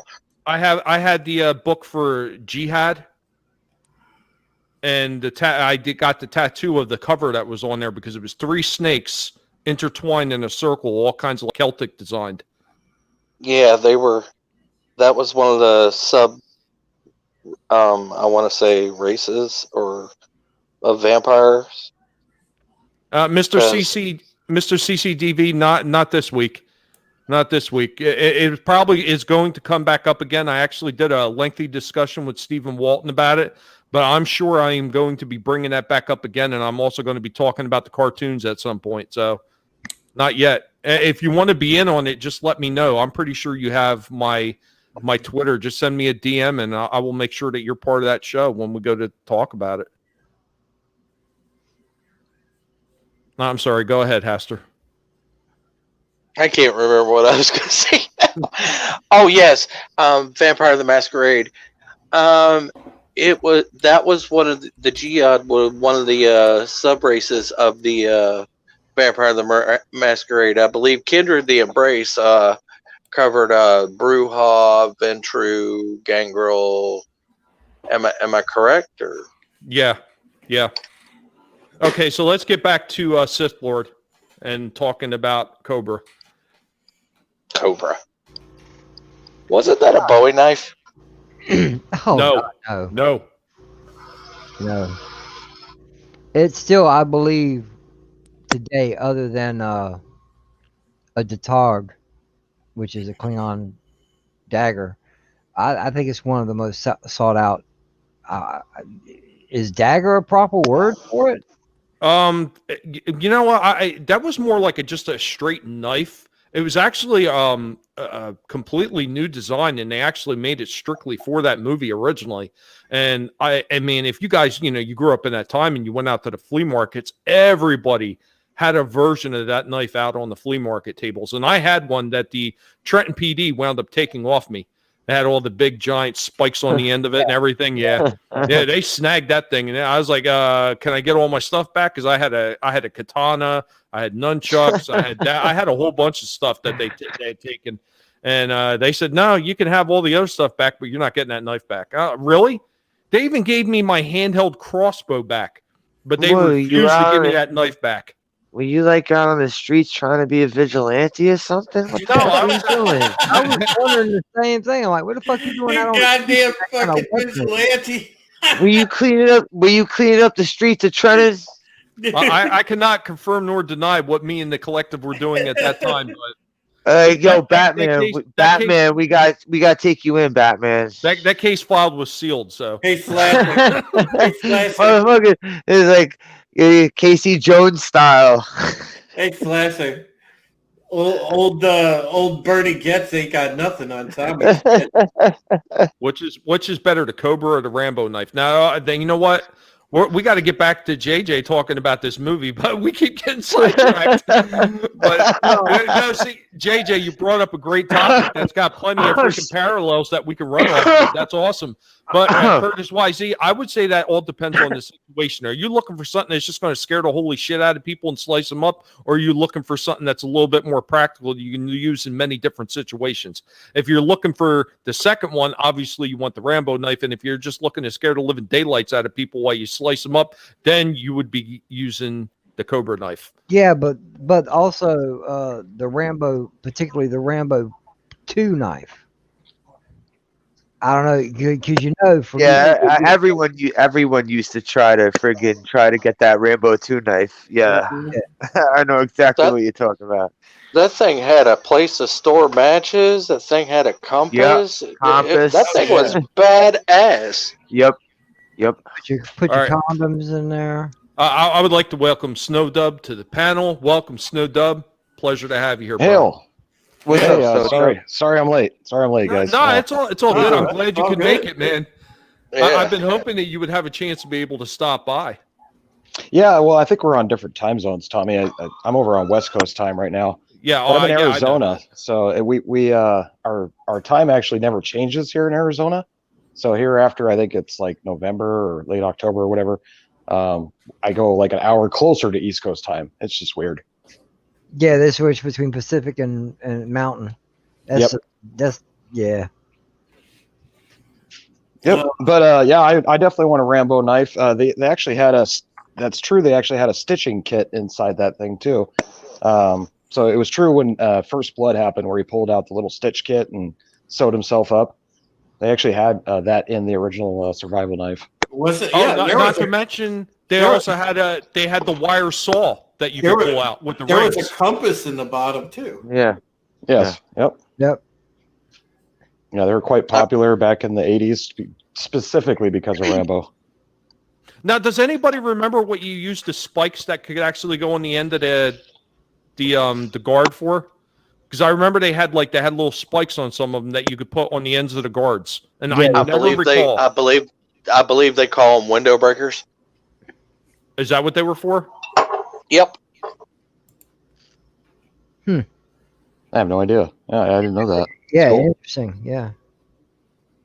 I'm really big into knives. I kind of restore them in my spare time. Nice. Very cool. All I right, always Jay wanted Shay. a nice sword. Restore. I always want a nice sword, but I don't want a cheap one. You know. Well, if you Yeah. want cheap one, find yourself an old rusty one. Send it my way. I'll send it right back. Oh yeah. All right. Yeah. I take you up on that. Cool. All right, JJ, go ahead and finish up what you were going to No, say on no. Cobra. No, just Cobra, man. It was like good classic movie making, good action. Brigitte Nielsen was in it. Brian Thompson was in it. He was a slasher. It was just a awesome movie. You couldn't beat it, man.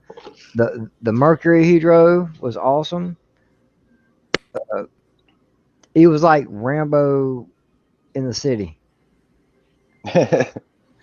Yeah, Cobra. I always think of the end of that movie, where he's like, it really zooms in on the bad guy, and like every time he talks, spit comes flying out of his mouth. He kept calling him pig, pig, pig. I watch your eyes, pig. I always wonder, did Razor Ramon get the toothpick thing from him playing Cobra, where he had the matchstick? I wouldn't doubt it, but I don't know if he did. Razor Ramon was just two characters from Scarface combined that Vince McMahon never saw Scarface, so he had no idea what the hell this was from. Well, yeah, definitely it was That's Scarface exactly because what it is. Yeah, his mannerisms were Scarface, but I don't remember any character in that show having anything in their mouth that they would take and throw out. Because Stallone used to take the matchstick out of his mouth sometimes during Cobra, but most of the time he had that matchstick in his mouth. I remember this. This was the craziest thing about Cobra. He's right outside his apartment, like on the wall of his apartment. He's got a goddamn Pepsi sign. He's got like a fucking neon Pepsi sign, right? Well, all right. He goes into the store in the beginning, and he's fighting those guys, and there's this crazy Pepsi display. It's like this movie full of people getting murdered was sponsored by Pepsi. Curtis YZ. There Curtis was Wisey, thank you for putting his link up in the chat. I appreciate that, bro. Curtis, you are awesome. And I hope that you're going to be able to come on one time.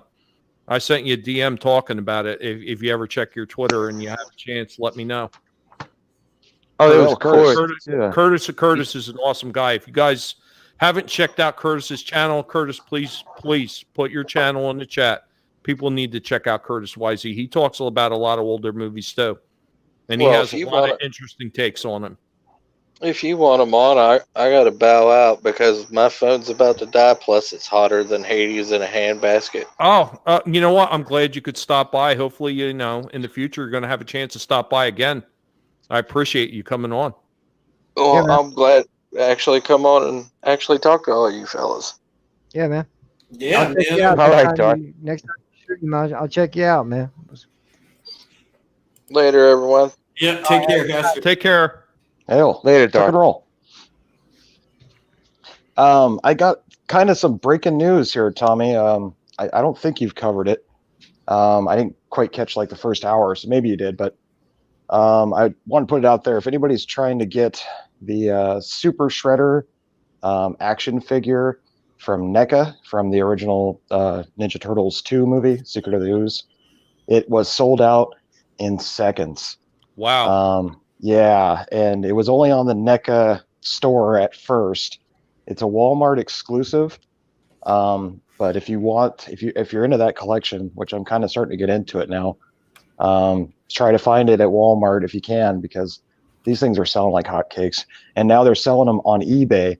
Literally, they bought it off the website, and they put the confirmed order on eBay and jacked the price up over $100. Why am I not surprised? Wow. They did this with didn't they do this with a bunch of them? Someone Yes. put up I saw a picture of a 6-pack of the new He-Man figures, which are just retro remakes. 6 of them for fucking $299. Ugh. These like just came out, I think. Uh-huh.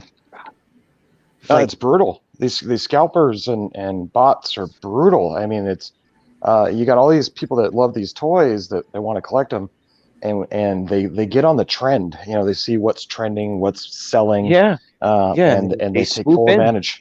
Yep. They swoop in like fucking vultures. Yep. I was at work trying to get one. I was lucky enough to get the Taka and Razar pre-order. Sorry, my dogs are barking. But I got a Taka Razar pre-order, and I was so excited. I was like, man, I got to get the Super Shredder. Literally, it was up for like 20 seconds. I clicked on it. It like froze, went back to it, sold out. I was so pissed. Which one's the ugly one? They're all ugly. Ninja, rap, ninja, rap. Yeah, I love the first 2 turtle movies. Third one wasn't all that great. But Snow, that actually reminds me. Now, this was right around. Oh God, this would have been right around early 2000s. Right before the 30th anniversary or 25th anniversary, when they started doing some toys for 25th anniversary releases. Right. Like that was like 2009 or whatever it was, 2008. Uh-huh. And they did this giant Grimlock figure, and I want to say he was like 1.5 feet tall or pretty close to it. Damn. Wow. And it was just like the original G1, except souped up with a little more articulation. And he came with the crown, like from the movie Me Grimlock King. And it came Cool. with a few little odds and ends toys in there. And this thing was going for $75 at the time. And they were selling like hotcakes. And right now, you can't touch one of them in the box for no less than $500. Right. That's what I've been seeing the average prices on them. And they had jumped considerably, like right after they released, and they were going off the toy shelves. So I want to say at the time it was a Toys R Us exclusive too, which made it even harder to come by. Right. Oh, it's rough. It's rough being a collector. I collect the movie Maniac series. There were 7 of them from McFarlane Toys, and I have all of them now, except the deluxe box sets that came out. I only have 2 of those, and as I'm looking through them, some of them are feasible. They're within $100 or whatever.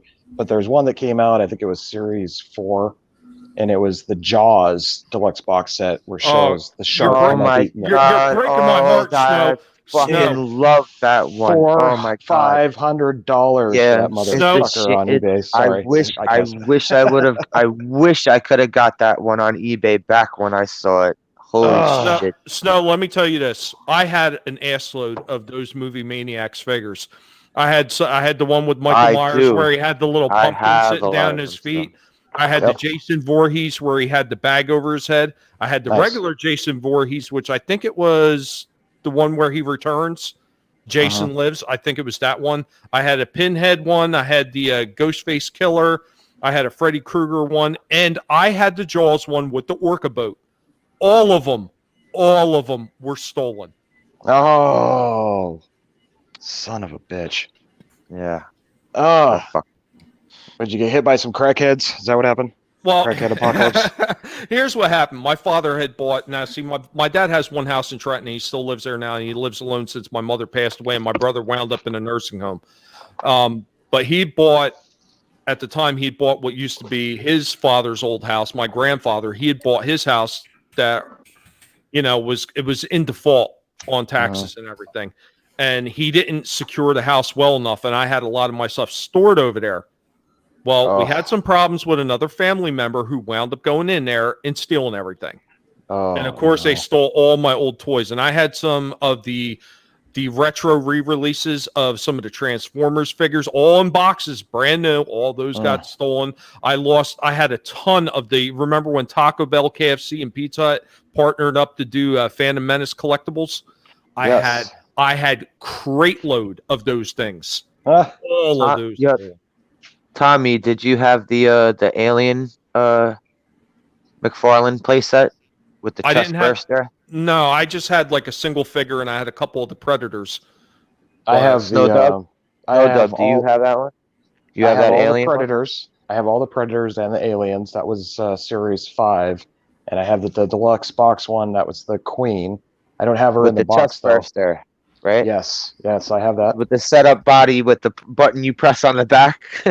Yes, Yes, I have. I'm actually I have that one. downstairs, but I would show it to you right now. It's upstairs, but I do have the collector's one. There was a clear body casting of a Predator that went out. It was an exclusive. I think you had to order it online or something crazy like that. But that one's kind of rare, so I'm a little proud of that one. It's just a hologram Predator, basically. He's just a clear one. I have the giant the giant talking Ash figure where you press the button on the back and he says lines from Army of Oh, Darkness. nice, I have it. nice. Yeah, I had one of those clear ones, the clear Predators, because they weren't the McFarlane ones though. I had the ones that were by the other company that NECA? did the cheaper. Yeah, NECA that did the cheaper versions. Yeah. Yep. And what was the other one? God, there were so many good ones that came out with McFarlane. I was lucky enough to meet Bruce Campbell, so I had him sign my Ash. It's still in the box. And then I also got to meet Michael Bean. I had him sign the Hicks figure that came out actually the year after the Aliens and Predators one. They put out a Hicks figure, which was pretty cool, from Aliens. And then I also got which one? Okay, I got an Aliens one of. It's not. I think it's NECA or Real Toys actually. But it's of Lance Henriksen, and he's like torn in half. When he was Bishop in Aliens. Yeah. Yeah. And I got him to sign that, so that was pretty cool. But yeah, I mean, going around trying to get actors to sign box figures was starting to kind of become a new thing for me. I was like really digging just going around. My first scorer was Bruce Campbell, and then I kind of got hooked. Now I got a Freddie Glove sign, a Jason Mask sign. Got a lot of cool stuff. But this pandemic shut all that down, man. It sucks. I was about to meet Elvira this summer too. Oh, Peterson. Yeah, it sucks, man. Yeah, So, you know what I had, Snow Dub? It was somewhere over my father's house. I'm not sure where it is in the stuff that I had, but I had the old Playboy edition with her in it, and her natural red hair and everything. Oh, damn. Who? Elvira. Peterson, Elvira. Oh, Cassandra Peterson. Yeah. Yeah, I got to meet Tori Wilson. You guys know, or wrestling Yeah. fans. Yeah. She WCW. yeah, she signed a Playboy cover for me. Yep. That was pretty nice. I asked for her phone number. She turned me down. But, hey. Did she politely turn you down though? Yeah, no, she was very sweet about it. You know, she kind of laughed me off, like, "Yeah, right, bitch." But you know, it was nice. It was at least I felt confident enough to do it. You know. Damn, dude. So you would say she gave you the cold shoulder. She gave you the cold shoulder. Did you huh? do it? Did you do it like joke? Did you do it like joking around though? Did you do it just trying to be Kinda. playful, It was. joking around? Well, the way I did it was I asked if she was still with the 1-2-3 kid. I can't remember his name now. That was her No, she husband was for a with while. she was with Billy Kidman, not him. Billy Kidman, right? Yeah, Right. yeah. I was asking about him, and she's like, "Oh no, he's long gone," you know. And I'm like, "Oh, so you're single now?" You know, is what I said. And she's like, "It's like, yep, I'm single." And I'm like, "All right, well, you want my phone number? Because I can hook that up for you," and something along those lines. And she laughed. So I basically offered her my dude, number. And Was this around the? Was this wasn't around the point where she was banging A-Rod? I don't know. You don't remember she was banging? She was banging A-Rod for a while, I think. Yeah, this was only 2 years ago, so I think she was past Who him you too. talking about? She Who was you talking about banging again? A-Rod. Yeah, Tori Wilson? Tori Little- Wilson. Yeah. The Yeah. little goth chick. No. No, Tori was the first one Tori to get was blonde. put in Playboy of the WWE Divas, I believe. Oh, I Or don't one of the remember first it. ones. Hang on. I Yeah, gotta yeah. look this As up. far as the 1-2-3 kid, his name was Waltman, and he was actually dating China. Yeah. So. Yeah. Oh, okay. Tori Wilson's still hot. Oh, yes, Yeah, she she is. And Very she was hot. banging A-Rod for a couple years, I think. Yeah, I love Stacy Keebler too. She was them legs. Woo, goodness. Oh well, God, yeah. She had. She had. Oh, okay. I know what you're talking about now. Yeah. Mhm. Yeah, she was Nitro first, and then they took her over to WWE when they Yeah, when bought them out. they were part of the Nitro Girls when they first started off. Yep.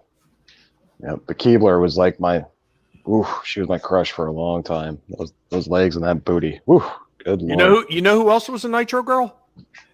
DDP's wife. No, yeah. She was the original one. She was the leader of the whole squad.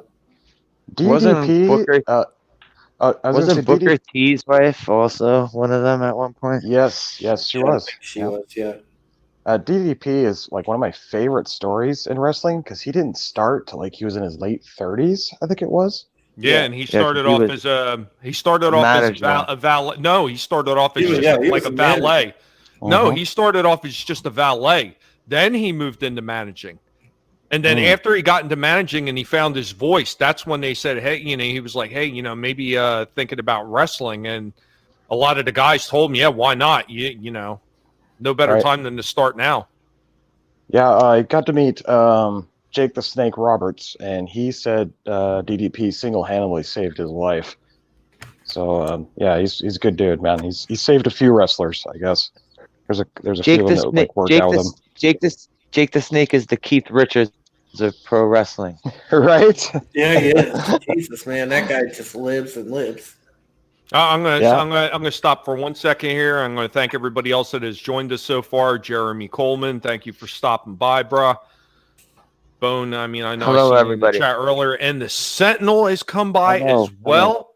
And Admiral Hail, Sentinel. Sentinel, Bowen, Doom. that guy says Admiral Oliver Franklin Doom. Yeah, Admiral Oliver Franklin Doom. He's pretty cool, man. I've seen some of his little radio things that he does, and his life lessons that he does. They're pretty hysterical. If you've never checked them out, they're actually quite funny. But yeah, let's get on to it. So Snow, would you like to go, or would you like to go, Slasher? Should I get my subject out of the way? So I should get my subject. All right. I want to talk about the NES, the original NES, about how that kind of like turned everything topsy-turvy when it came to video games, like, and consoles and stuff. About how it created a whole culture of like spreading video game magazines and cheat codes and rentals everywhere. Oh yeah. I didn't get one. I didn't get one of these until I was what this came out 85. I got it Christmas of 89. So like the only time I would get to play this was at like a friend's house, stuff like that. And when I got it, I went rental crazy. I swapped, trading games with my friends. Yeah, Blockbuster was my friend. I it was wasn't- more like the I was going to the say mom if it and wasn't pops Block, place. yeah, I was going to say if it wasn't Blockbuster, it was Hollywood, and wasn't Hollywood, it was the mom and pop stores that everybody had on, almost every other corner. They were popping up everywhere, and then there was places like Traded Tape that popped up where you could just take those games and trade them in for a different game. So, But even the Unlike thing like GameStop. like going to a friend's house and just it's like, oh, what the hell is this game? And you pop it in, and you're playing it. It's like, holy shit! And then you see it at the rental place. Okay, this particular game. All right, that you clicked on. See that cartridge? How that cartridge is Rolling different. Thunder, yes. These were the unlicensed games. Nintendo had a bunch of unlicensed games. Yeah, but it was still a great game. Rolling Thunder? Yeah, it was great. Yeah. What the hell is that? Oh, that's a Styanax. That's a Styanax. Oh. But like learning the Contra code, like learning the up, down, down, left, right, BA, start code. Yeah. Like picking up. I don't know. Anyone else want to go in on the NES? I did a little bit last week. There was a lot of great games. Excite Bike, RC Pro Am. You ever seen this one, JJ? Fester's Quest? Nope. Wait a minute. Uncle Fester's Fester? Quest. Yes, I saw it. Yeah, I've seen it, but I ain't played it. The original Ninja Gaiden series. Oh, those games are fucking so hard, man. Yeah. Those games are merciless with the difficulty. Is that R-Type? I seem to Right. recall No, that that's one with Life the Force. brain. That's Life Force. That's Life Force. No, okay.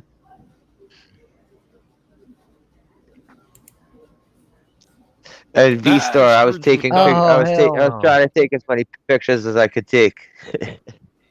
Hell I was trying to no. take Scrooge McDuck. Check it out. DuckTales. Anyone remember the DuckTales NES game? It was very Mega Man-ish. Oh, hey, If anyone V-Star. remembers the Mega Man games. Yeah, the original Mega Man. I never could play that shit. What is I couldn't play that one? Contra No? either. I couldn't You play had that- Contra either without the cheat code. You know what? I wouldn't be able to get Contra throughout Contra without that code either. So Hey, Ollie, what's going on?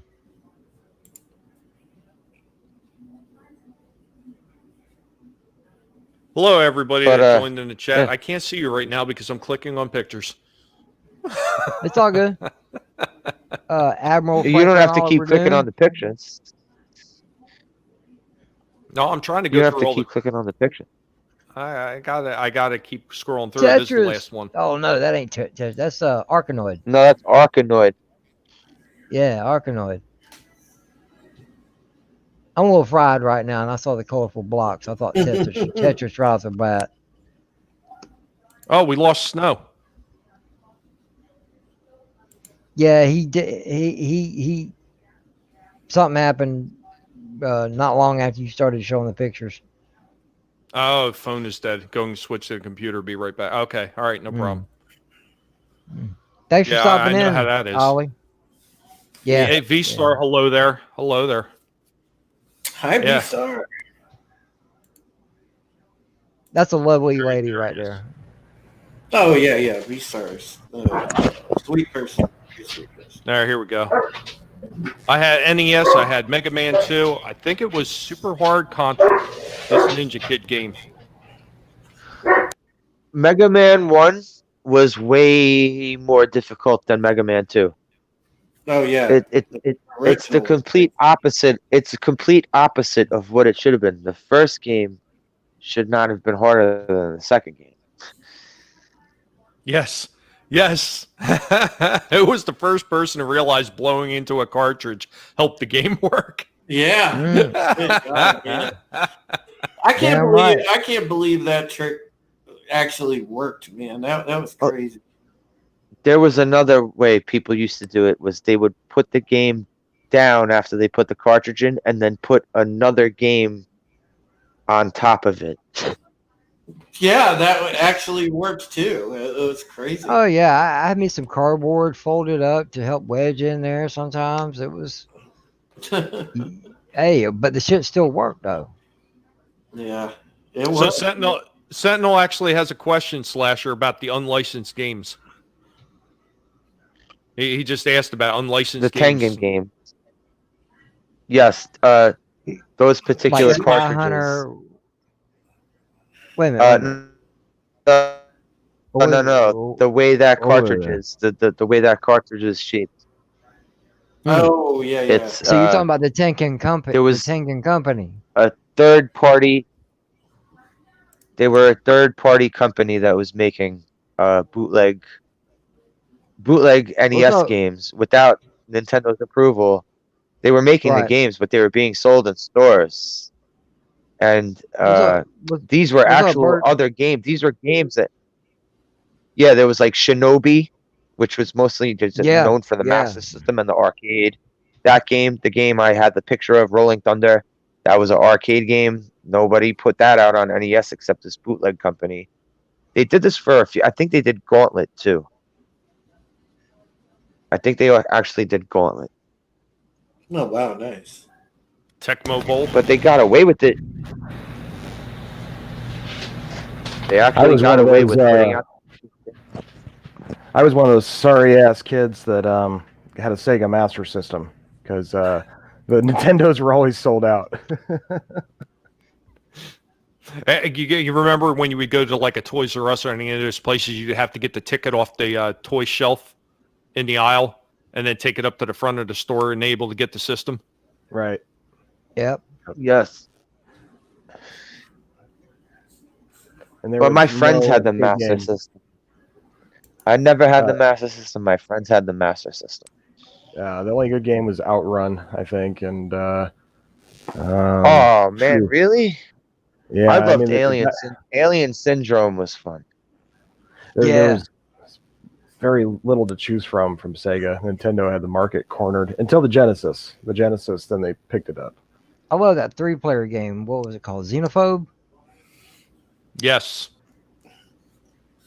Was that on the NES? I don't remember. I want to say that Xenophobe was actually on the Genesis, if I remember correctly. No, you know what? No, wait a minute. No, that was on the regular NES. Yeah, it was. It was a 2-player game. Yeah. Yep, I do remember Was that the one that was the one that was split screen, right? From top screen to bottom screen? Yes. Or Yes, am it I was. thinking of a different? Am I thinking of a different Nope. game? Or did No, they you're make absolutely another? right. Just okay. Yeah, you could only see each other on the same screen if you went into like the same room. I remember. You know what? That's why I never beat that game because I always played it one player. Yeah, Mm. it's a tough game. Back when it was a D-pad. Select, start, A and B buttons, and that was it. I remember that's the way they had a spy versus spy game that was like that. It was top screen and bottom screen. Spy versus spy. Speaking of old video games, my thing when it comes to video games, not just the home versions, but of course, we've all spent hopefully some time in an arcade. There was this old simulation game. I think it was done by Atari. It was called Driver. When you get in, you actually hit the clutch, shift the gears, turn on the ignition. You could actually stall the car out. And they made another version of it called Stunt Driver. Awesome video game. I remember the one. Both of them. I remember the one Stunt Driver. I didn't play the one before it. I didn't know there was one before it. Yeah. I would like to say hi. We got a resident frog in the house. K-Log, what's going on? Yeah. I'm glad that you could hop on over. Hail. Hello, Caleb. No pun intended. No pun intended. How you doing, That's Caleb? my Hey, Bert. Hey, you, Bert. puppet from Hey, another Bert. Muppet right there. Yeah. Yeah, man. Yeah, I'm trying to catch up with the chat after having the screen share up for a while, and then I seen your Cotton Connection. I was at Cotton Connection. I said, "Where's K-Log?" Ah, there he is. Yeah. Hail, K-Log. Yeah, he dropped a great video today showing Ricky Gervais's speech at the Golden Globes. Oh, it's classic. I have K-Log, to check that out. yeah, the K-Log exclusive where he's watching along with you and cracking jokes. That's Good. he's another really good guy, and if anybody could drop his link in the chat, I would greatly appreciate it.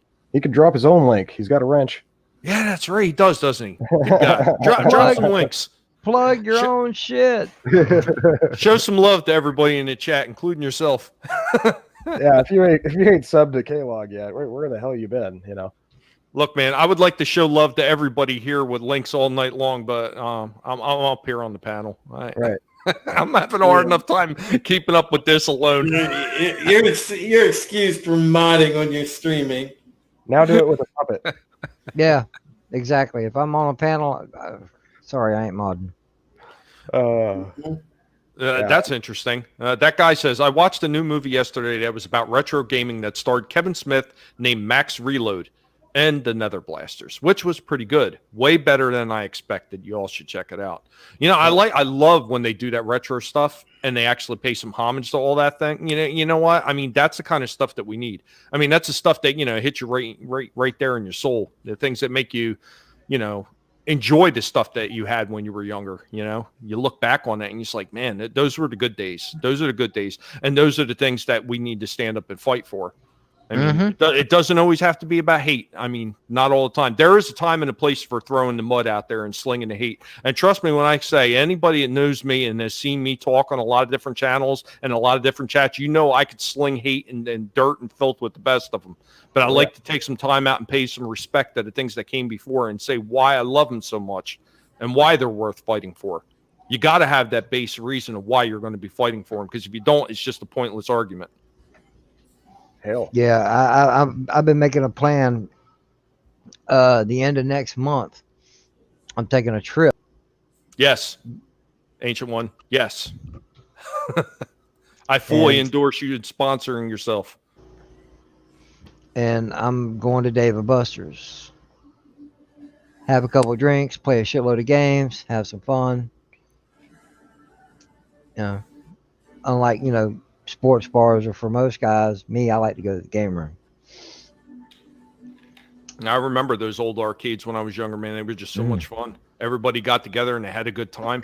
And you didn't see like the arguments like you see like some of these kids when they get over to their friend's house and just sitting around a box on the floor playing. And they sit there and argue and fight like a bunch of little like old housewives or something. You didn't get that quite as much in the arcades. Anyone here ever been around a situation where two people are playing Street Fighter in the arcade and then it turns into Street Fighter in real life? Has anyone ever done that? I was gonna say I saw some people get into it when I was younger, and it's at the arcade at my mall over here, and freaking there were two dudes that threw down over fucking. It was over Street Fighter. No, it was over actually not Street Fighter. It was over Killer Instinct. They were playing. You hit me with the sonic boom. I'm gonna punch you in the face for real. These dudes were playing that Killer Instinct game. You remember that? Yes. Yeah. And so they were playing the arcade version of Killer Instinct. And next thing you know, these dudes are just fucking throwing bombs at each other. Because the one dude lost and he was pissed. So he turns around and jaw jacks the other dude. Then they start just getting into it. Nice. That's a hardcore gamer. Well, I remember Mom used to give me like $5 to go to the arcade, and I ended up having to look at her sometimes like, Mom, this ain't enough. All right.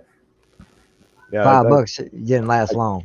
5 minutes maybe, right? Especially if you Yeah. weren't very good. No, Street Yeah. Fighter. I'll let you guys on a little secret on Street Fighter. At least the original one. They may have fixed it later on. The original one, Chun Li had a move that overpowered any other move, and it was this throw move that she could do. She could do it in the air and on the ground, and it was I think it was like middle punch up close or something. That and like spine buster she does on the floor.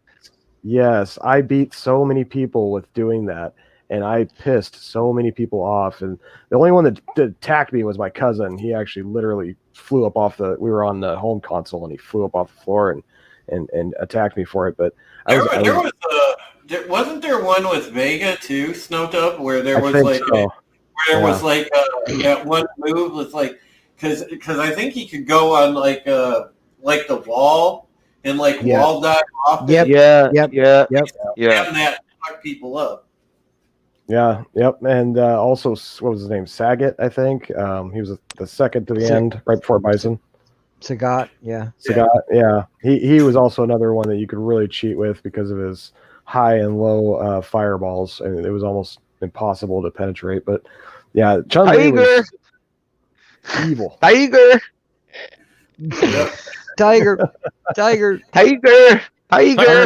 knee. See, I played Tiger uppercut.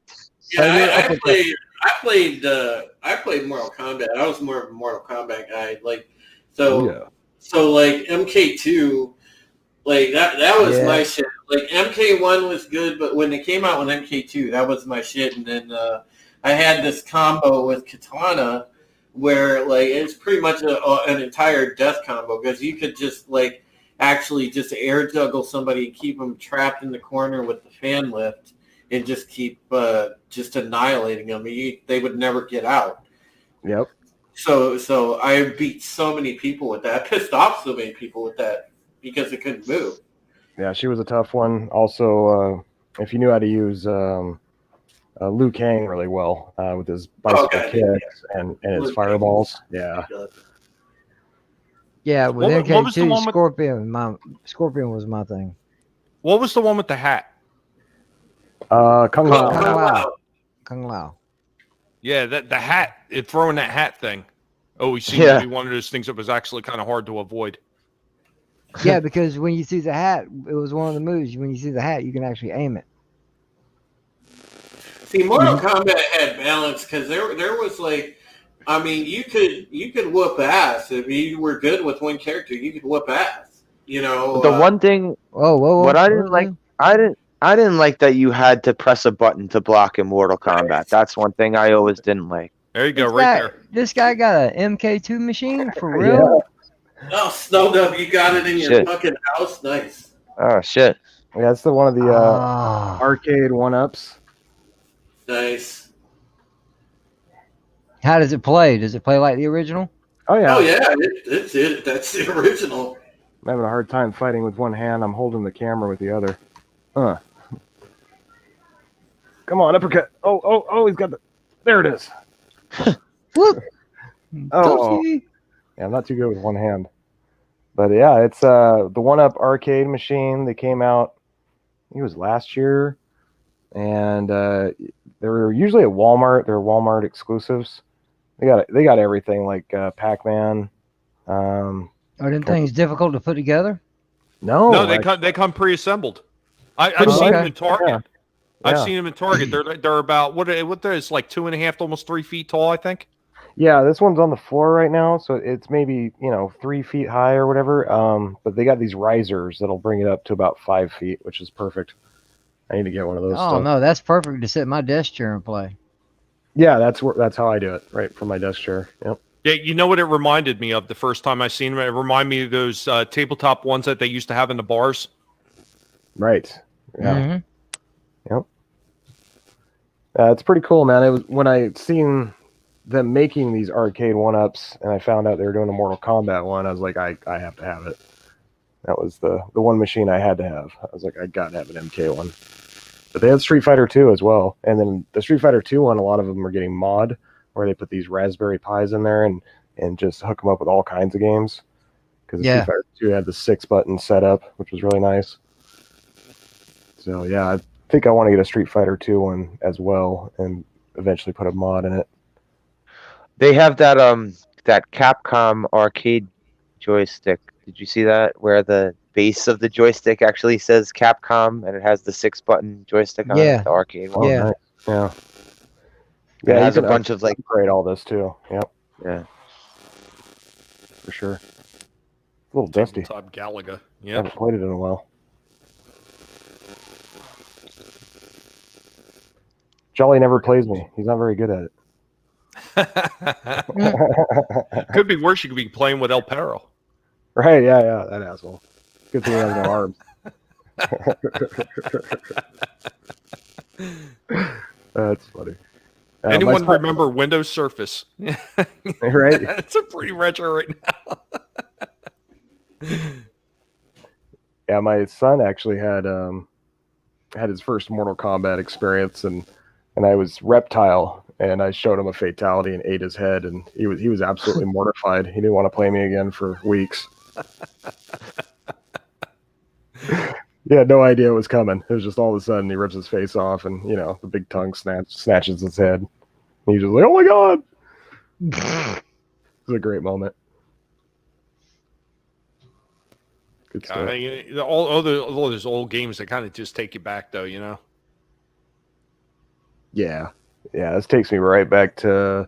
I used to have parties at my house. We bought it on Sega Genesis, because if you remember correctly, the first Mortal Kombat, Super Nintendo tried to PG that Sweat. shit. Yeah. Sweat. It didn't have blood, it had sweat. In the Genesis, it was ABACABB, Abacab. I remember the exact code. You had to punch it in, and then you got the blood code, was what it was. And Yeah. so we all played it on Genesis. But yeah, we used to have parties. I remember all my friends come over and play Mortal Kombat. Nice. It's pretty awesome. Good old days. Oh yeah. Yes, it was. Yes, it was. A simpler time. Well, Tommy, I gotta bounce, my friend. All right, Drew, I appreciate having you on. Go ahead and tell the people where they can find you and what you got coming up. Well, we got on Thursday the Pegasus Actual podcast, and if you are into the newer Battlestar Galactica, or well, at least a good one, because there is technically a newer one they're making right now, but I'm not going to hold my breath about that one. So if you like the 2004 to 2008 series, well, then that is the show for you to watch, because we review an episode every Thursday. It's myself, Culture Casino, author Stephen Walton. Whoa. What is this author Stephen Walton garbage? That is the super simp, the king of enemas, the author of the Enema Menace, Volume 1, Yep. a bathroom guide. Hashtag butt chug.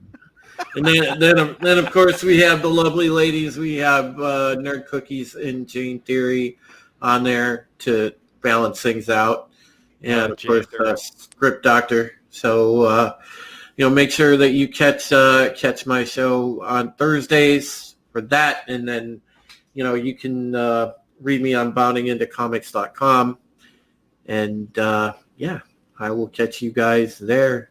So thanks for having me on, Tommy. It was great seeing you, JJ Slasher. Of course, great seeing you, Snow Dub. Have a good one, Drew. All right, Yeah, Drew, Drew. take care, All right, man. Drew, I hope to see you next week again. Yep, for sure, gents. Take care of yourselves. All right, too, take man. care, buddy. All right, Later. good night. Hail. Transform into a vicious guinea beast as he impales his opponents with razor bull horns as one of his fatalities, as his opponents scream in the style of Mortal Kombat 3. Oh, good God. That would be horrifying. Those were good screams. Yeah. Yes, nibbling. Nibbling is important when you're talking about guinea pigs. Always important. The hyper nibble. Keck 44, yes. Kick a guy when he's down and squatting. Yes, because if you caught my video, my music video on Steven, we squat. We do not kneel. Oh my God. Poor author. You know, me and the author had a rap battle like 6-7 months ago. We did a Twitter back and forth, and he got kind of mean. He was like attacking my Dobermans, and I came right back at him, man. I remember I laid it down, and after I did that, he didn't want to rap anymore. But poor author, you know, he gets a lot of shit. No, I mean he talks a lot of shit. Oh wait a minute, no, that's flying out the other end. Never mind. Well, yeah, it's coming out of both there. Damn. I can't help it, man. I didn't start this, but I'm damn sure going to run with it because he's still got like something like 4 months left. He said on the live stream, and I put it on my channel, that he did not want to see this hashtag in 6 months. And God knows I am doing everything possible to keep it alive for 6 months. Oh no! I felt it was a challenge. Yeah. I was on his very first stream with him. We were on with Black Angus and Jeff from World Class Bullshitters was there. It was Angus's like 1,000 sub celebration or something like that. But yeah, he was nervous. Man, he was nervous. And talk about getting fed right to the sharks. You know, he gets thrown on with one of the bigwigs right away. It was great, but he did well. Yeah, he's definitely come a long way from where he first started. I remember there was that one the one stream he was going on with Nerdrotic, and he was going on for a while about how he just felt like he didn't perform the way he wanted to, and you know, like I thought that was one of his best rants was the Nerdrotic. Well, the very first one he ever went on. Okay, yeah, with Nerdrotic. And the High Council one was really good too. But he came back from it, and you know, hey, he's done very well for himself. Not too shabby. And God knows he's given me plenty of materials to run with this whole enema thing. So, I mean, a rumor has it he's coming to Arizona, so hopefully I can get together with him, hang out, get some selfies with Jolly, and some coffee.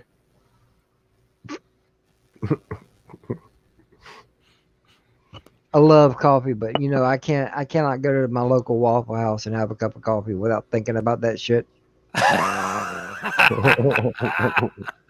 Thank you, Tommy. And no problem. You know what the worst of it is? If they're making like fresh like waffles or anything like that, and they got the funnel out, like pouring that stuff down, I'm sure that like makes you twitch a little bit too. Yeah, I just look away. Has he made a Walton's Brew coffee cup yet? No, but me and Culture Casino are actually talking about all the different merchandise that we got planned. Yeah. I am going to be working on the candles. Yeah, yeah. And then there's got to be a coffee cup. There's got to be. That'd be the first thing you should put out. That's gold right there. Damn.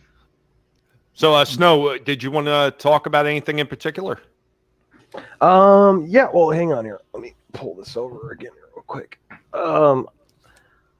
That's an awful lot to pull over. It is. It's huge. It is. You were telling me about pulling my stuff out. What the hell? Okay, so I'm gonna do the whole hold the camera thing here again. Hang on. What kind of greatness we got coming? Well, I was talking to Tommy. I actually talked about this in the chat. Let's see. Okay. So not the best lighting here, unfortunately. Garbage Pail Kids. Yes, this is my Garbage Pail Kid collection, and believe it or not, that's number one. It's so beat up, but I kept it because it was always on the top of the stack, and I used to have a stack that was in rubber bands, so you could just see the damage that was done to the number one. I'd love to get another one someday, but there's number 2 and 3, 4, 5. They're pretty much in sequential order. Yes, I am missing a couple here and there from the first and I believe second, maybe third series, just sporadically because they were a lot harder to get back then. In the very beginning, they weren't as popular. So the way you got them was literally trading with your friends. That was the way you got, cards that you didn't have. That's not how I got these. No, but No. I remember We when they had- first we had- came out. Go ahead. We Seth, had sorry. candy stores in my house that had so many trading cards. That's how I got these. Wow. Yeah, I had to buy them from the store. They were 25 cents a pack. And they had five cards. that gum that would the gum that would break your teeth if you tried to chomp into it. Look at Oh, this yeah. one. This shows you the time period. Yeah. Yeah, the Ronald Reagan. It was 1980. I want to say 4 when the first series came out. I believe it was 85. 5. Yeah. Yes, 5. Yep, you're right. So I was in 2nd grade. I was 8 when these were going around. Shows you my age. Yeah, they're getting into the 2nd series here, but I kept it up literally. I mean, I never stopped. Like I kept going, and I actually got better at making sure I got the whole collection as the series went on. So I actually have doubles of some of the later series. But I'd say 1st through 4th were the hardest ones to get. And these days, you look online, and they're actually kind of spendy, to especially these older ones. The funny thing I wanted to show you guys was my mother hated these things, right? So I had to hide them from her.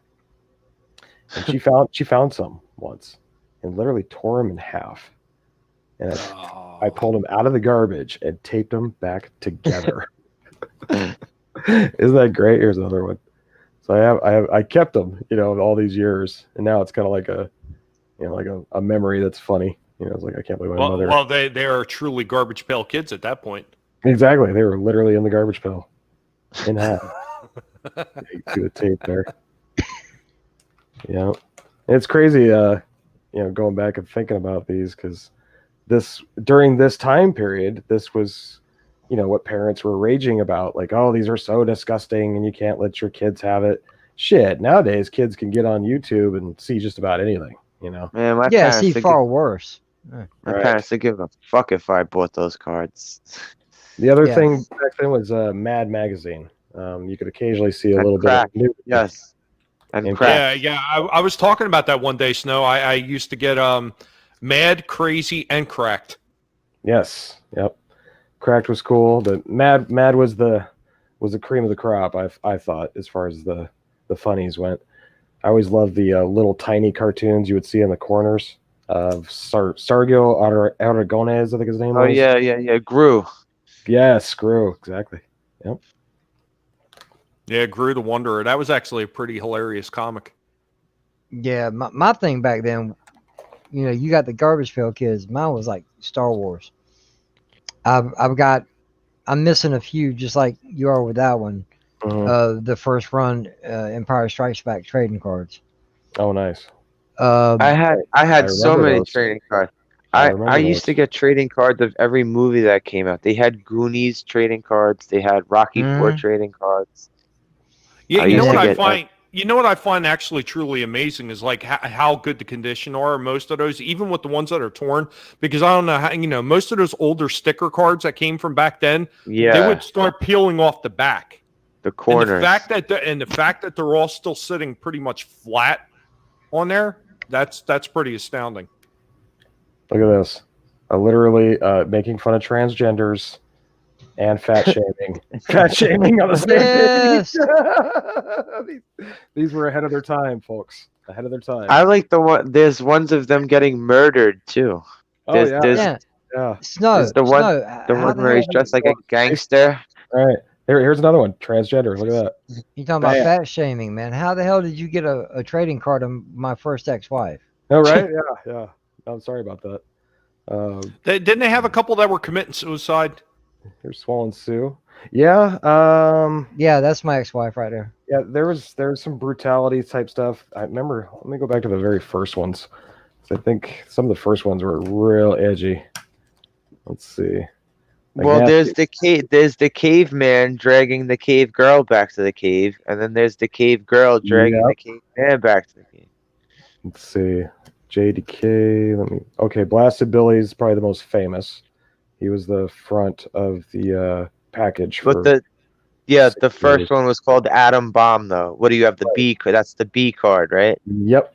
I don't have Yeah. Atom Bomb, unfortunately. I do have both of the redos of these in like the later series. I think it was like 10th or something. Let's see. Okay. The one I have left is Atom Bomb. Okay, here we go. Here's probably the first transgender. Swell Mel. Okay. Here you got doing cigarettes. And this is probably Author Stefan's favorite card. Hell yeah! Look at all the coffee. There Coffee you and go. smokes. Yeah. Yeah. Here's our first fat shame, Slobby Robbie. Robbie, that's funny. This is probably some cultural appropriation or something. Maybe racism. I don't know. Kim Kong. Kim Kong? Yeah, that's racism right there. That's flat out. Yeah. Maybe skinny shaming with Bony Joni. Let me see if I can find the caveman one you're talking about. I know I have it. Yes, here we go. At least they kept it real and went both ways with this one. Yeah. You got your Harry Gary, who's dragging his girl, but then they switched it and made Harry Carey. Harry Carey. Yeah. Funny. Here's a death one. Tommy Gunn. Yeah. And the other one I have that one, and he's called Dead Fred. Right. Nice. You ever want to sell yours? Let me know. Yours and mine might make a great combo. Was that a marriage proposal of some sort? I'm always looking to take people's garbage pail kids if they still have them. A lot of people don't have these anymore. You gotta remember, this is back when kids would slap these on their bikes. They're locked. They're also not in the tip top condition you seem to have those are. Yeah, some of them are. Yep, some of them are rough. Some of them are pretty good shape. You know what I seem to recall everybody slapping them on? Their book covers. For the school books. Yeah, and their notebooks and shit, yeah. Yep. Or their folders or lunch boxes. Sumo Sid. There's a lot of fat shaming ones. A lot of fat shaming. Yeah, there is. Yeah, a lot of violence. Like there's Drew Blood. He's busting Dustin. Making fun of Bruce Lee. There's cultural appropriation. Bruce Lee. So yeah, these would not be accepted today. Oh, not by a long shot. Yeah, somewhere right now, somebody is reeing in silence just thinking about this being shown. Right. We thought we got rid of those forever. No.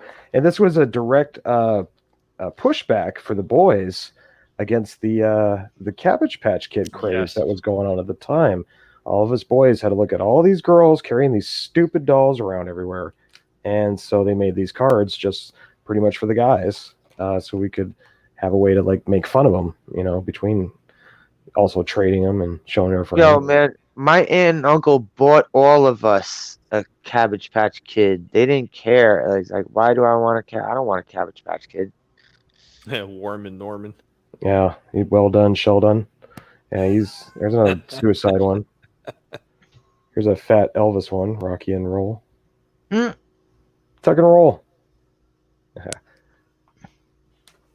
There's a devil one named Lukewarm. Apple Corey. Let's see here. But yeah, I like that one. That one, I believe, would be extremely taboo these days. Oh, yeah, most definitely. They would get upset about that one here's a good one. Yeah. This will be accepted, though. This is like, okay. This is a strong woman here. She's growing her hair out. Yeah. So that guy says, I went to a retro diner and I made sure to sit at a table with the tabletop filled with garbage pail kids under a protective glass. Oh, wow. That's cool. That is pretty cool. Yeah, they stayed pretty edgy all the way till the end of the run, I believe. A lot of throwing up, a lot of eating gross stuff. Snot. Yeah, a lot of snot stuff. Pimples. Here's another death a couple one. ones where they have giant pimples. Yes, there's some zit ones for sure. They're Nat Nerd. He's got some zits on him. I think this guy was in the actual movie, Tommy, if I remember right. Yeah, he was. Yeah, they only used like 2 or 3 main characters. Nobody even recognized most of them. Oh, I remember the little punk rocker one. Yep. Trying to find some very, very cultural appropriated wrong ones here. Oh, okay, this one might be. There's a suicide one, kind of. Here's one cooking his own hand. Or somebody's hand. It's not his. Good stuff. Yeah, there's a snot one for you. Yep. Gourmet. Hot rod. That's cool. Oh, that reminds me of those old there were model kits back in the day. And they had like the rat guys in the little sports cars, the hot rod one. Oh God, I can't remember what they were called. Rat Fink. Yes, Ratfink. Yep. Yeah, there's that one coming. A bunch of stuff out of his nose. I think I'm getting into about the 5th or 6th series now. Yeah, they started making like kind of new versions of the older ones later on. This was like one that was in the first series. He was Mad Max looking guy. Here's one making fun of the flag. Then they made a different blast ability. They switched out races though. They made this one a black kid this time. Her right next to him was in the movie. Valerie Vomit. She was in the movie. Was she? Okay. Barf and Barber, yeah. Christmas. There you go. Russ Puss. That's nasty. Louise Squeeze. Yeah, they would not get away with this kind of stuff today. Yeah. There's a second one. So it's Adam Boom. This is when he comes out his ass. Adam Boom and Blastability 2. Daggone. That was number 260. So literally 250 something cards later, they reproduced the most famous one. Pretty cool. I wish I would have hung on. They actually redid them again. Let's see. I'll take you guys kind of to the back. Oh, hang on. This might actually be kind of. Oops. Knock myself over. So I'll get this thing to go over. It's so thick. I gotta turn it like chunks at a time. I'll show you guys like the last ones they came out with in the original series. They started getting pretty cheesy. Oh, sure. By then they were starting to run out of ideas. They were just redoing them. They were still gruesome. This is getting up into the 500s. I think it stopped around 600 or something like that, if I remember right. So let's see. Here we go. Ooh. Yeah, they were just redoing basically what they had already done, showing different ways you could eat snot and explode them. But I believe, yep, that was the last series. So it was like almost to 600 when they stopped, and I think it was like 14th series or something like that. Yeah, okay, they did get to 600. That's right. These are some of the very last ones of the run. And then, of course, they stopped making them for years, and they started making them again. So I found some of these at Toys R Us about, I want to say, 7-8 years ago, and I still occasionally see them. These are extras that I have, by the way. So anybody wants to do some trading, I got some extras back here. As early as 7th series, I got a bunch of extras. So if anybody wants to do some trades, let me know. But yeah, they started redoing them, which I thought was kind of crazy. And they actually started making new ones. So like this was number 15 of the new ones. This guy's puking his guts out. So they did kind of bring it back again. Obviously not nearly as popular as they were then, but I thought that was interesting. And I actually kept the wrapper of the new one. It's made by Topps. I did that with some of the cards that I had actually collected because I collected, you remember the DC Comics and Marvel Comics cards that came out in the 80s? I still have some of those too. Yeah, the 90s. They were the 90s.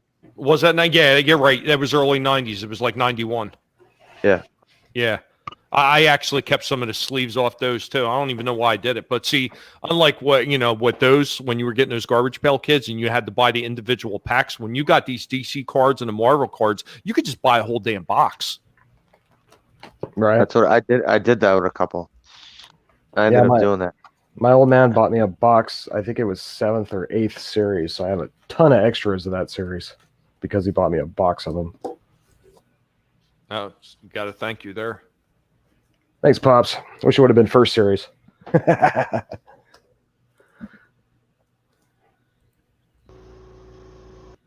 nah, that's awesome, man. And that's so cool that you got him in such good shape too. I mean, yeah, like real good fucking shape. Yeah, a lot of them are still in pretty good shape.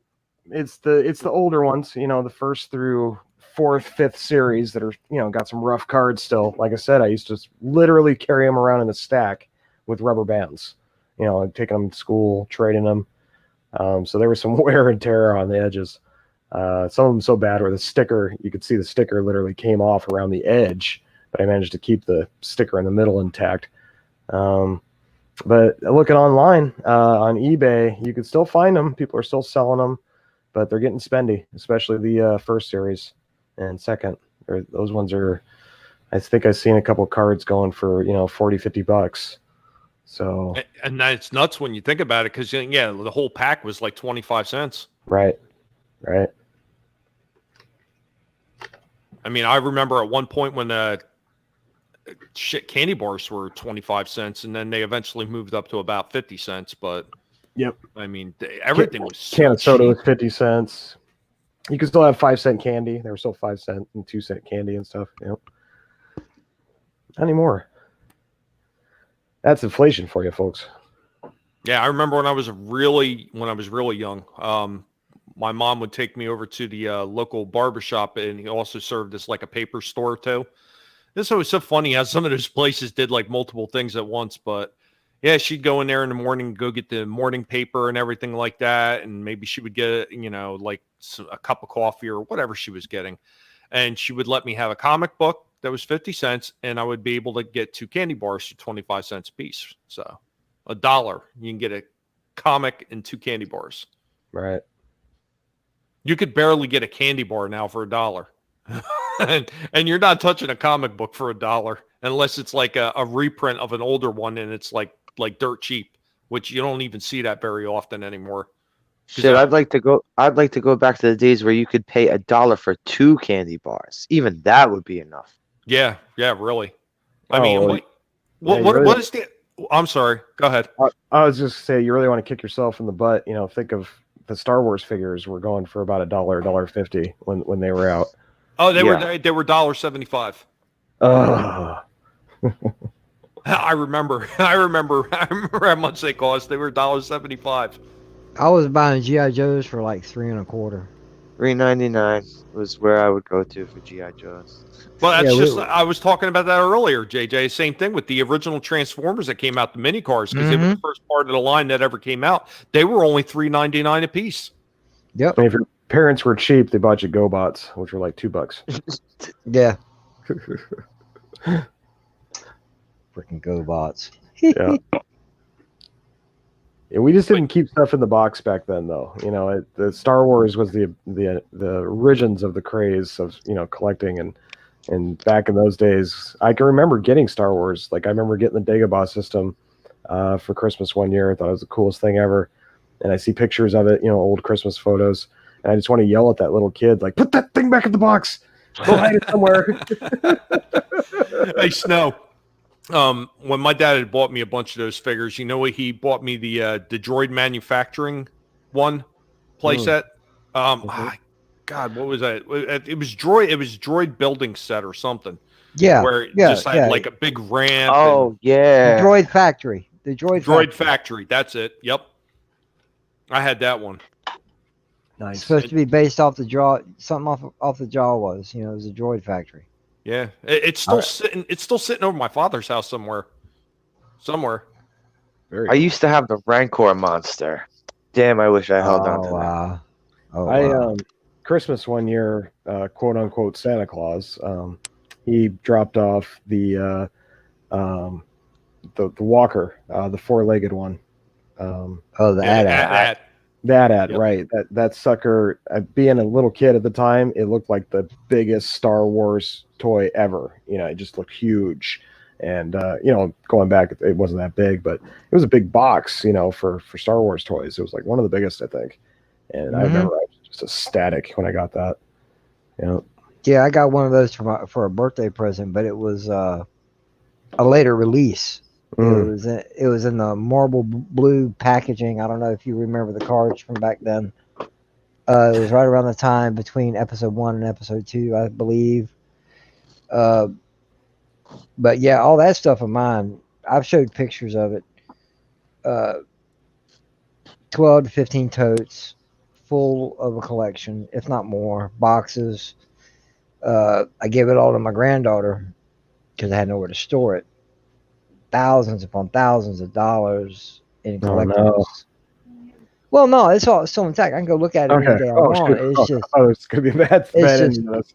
a couple years ago when I had my divorce, I didn't have nowhere to store all this stuff, and my last will and testament was all this stuff go to my granddaughter, so I just went ahead and give it to her. Right. And she's 10 years old now, and she knows. And I told her, I said, all right, Munchkin, you cannot open this stuff and play with it. She goes, really, Grandpa? I'm like, yes, you're not to play with this stuff. He goes, okay. She goes, okay. And to this day, she will not touch it. That's her investment. Yeah, I know. I taught my son the same thing about a few things. We had a couple Transformers that are still in the box that he doesn't touch, and they're basically going to be his. He knows that, but yeah, we don't touch them. Yeah, you want some more insult to injury, Snow? Not only did I have all those movie monsters and like I was saying, the KFC, Taco Bell, and Pizza Hut toys and all that. I years and years and years ago, I had all my original Transformers that I got when I was a kid, and I kept all of the cards and the blisters and everything that came with them, all the original boxes, the instructions. I even kept the sheets that the stickers came off of, and I kept them all together, and somebody stole all of them. All of them, except one. I have my original Wheeljack and the original box that it came with, and I bought that secondhand off another kid that was in the neighborhood for like $5 of my own money. Nice. But he's the only one I got left. All the other ones were stolen. And at the time, I think I'd figured out it was like close to like it was close to $5,000 at the time. Now that set with all the boxes, you probably couldn't touch it for under $20,000. Right. Yeah, it's painful. I all my Star Wars figures, well, most of them, I got some left, but a good chunk of them went right to the Goodwill from a nasty stepmom that kind of came in and cleaned house one day, and wow, it just came home and they were gone. It was just devastating. Now, granted, they weren't in boxes or anything, but I still managed to hang on to them for quite a few years. We all got a sob story of our old toys. Yeah, I mean, it is what it is. I mean, it's one of those things I always hold on to, and I'm bitter about it. If I ever find out who it was, they're not going to be having a lot of bits and pieces left when I get done with them. Right. Admiral Oliver Franklin Doom. I love your stream, even though I can't relate to the toys, not having any of them. It does remind me what was out when I was younger. I mean, that's the thing, though. Oliver, we don't talk just about toys. We talk about a lot of different things. Talk about some of the movies, TV shows, books, games. I mean, there's just so many things from our childhoods that, we want to talk about, and we want to remember what, great satisfaction. I mean, really, seriously, there's no other way to describe it. It's like that. It's a feeling that you get, a certain type of fondness that when you look back on those things, you just remember them, and it just like takes you back in time. And if it doesn't, man, I maybe you're dead inside or something.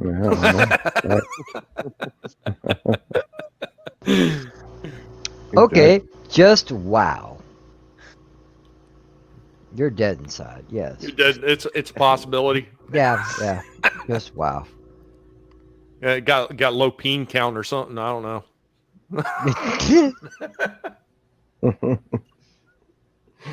Yeah, I don't understand that kind of thinking.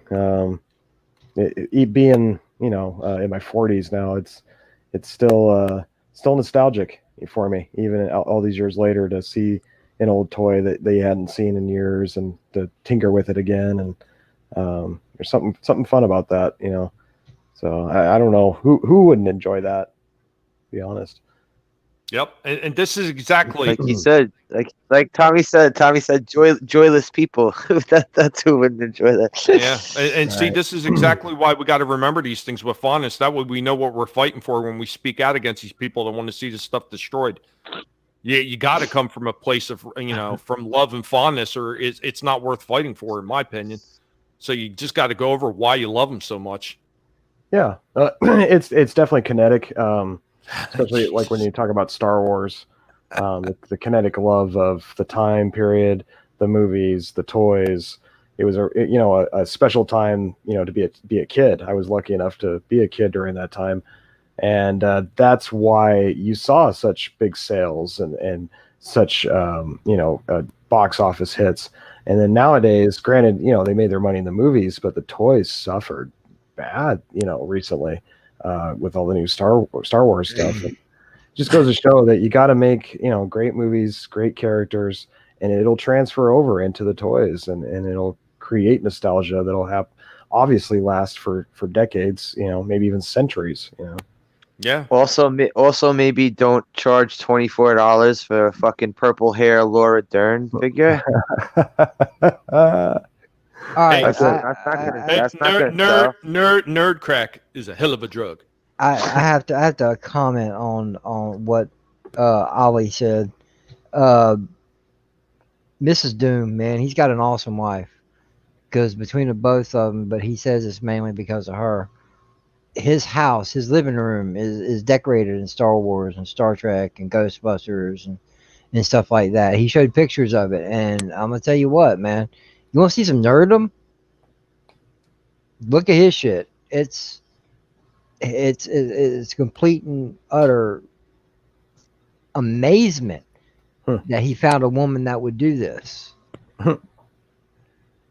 Because you know how most women. I ain't talking about all women, but most women. right. They ain't gonna be all like, no, you're not decorating my house and that shit. Right. No, it's done openly, and she. I ain't even met the woman. She's got my respect. Nice. Well, my wife told me that I can put up anything I really want to as long as she doesn't have to see it. So. Oh, okay. See, yeah. My wife was. So My ex-wife was the same way. So you need a room. You need like your own room that you could do that shit. Well, I mean, since my daughter moved out, there is a spare room now. So Yeah, my ex-wife was that way. Good possibility. There's a bunch of things that are going to wind up going in the wall up there. So. Yeah, my ex-wife was the same way. I lived in a 2-bedroom trailer, and one bedroom was mine. And she goes, "You can have that room. I'll have the rest of the trailer." I'm like, "Deal." And she didn't mind it. Every week we went to Walmart, went to Toys R Us every payday, or the weekend after that. We'd always go, and I go toy hunting.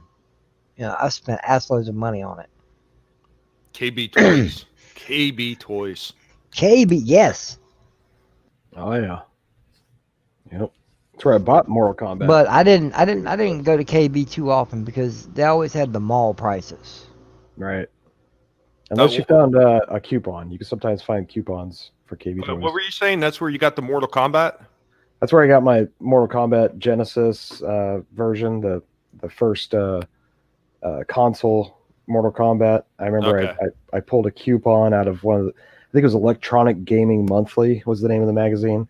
And so we didn't have internet back then, So I got the coupon out of that book, and it was for like $5 off or something, $10.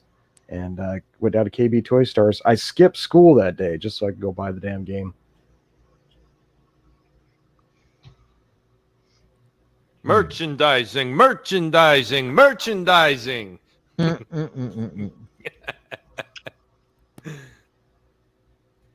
That's a great movie. Yogurt. Mm. And it's like some of those things that he did too. Oh man, we could have like a separate discussion about everything Mel Brooks did. Right. You can Such- put that in your back pocket. Well, you know what? I had a lot of fun when I did the not only just Spaceballs when I did that movie review, but when I did the History of the World one, I had so much fun working on those two. They were such a blast. I was actually almost sad when I got done with the editing on them. Oh, They were just fun. I mean, there's so many newer movies that I could do reviews on. I just don't want to because I just can't. I can't stomach the idea of sitting through and editing stuff for those movies. A lot of these newer ones, I can't do it. it's painful. I know. I had a hard time. I did like one of the few newer movies that I did a review on because I used to be a huge World of Warcraft player. So one of the ones I did is I did the Warcraft movie. And yeah, like going back over some of that footage and rewatching it, it was almost painful to do because I know how bad they destroyed the lore in that movie. Not to say that the movie itself doesn't look good, aesthetically pleasing. Yes.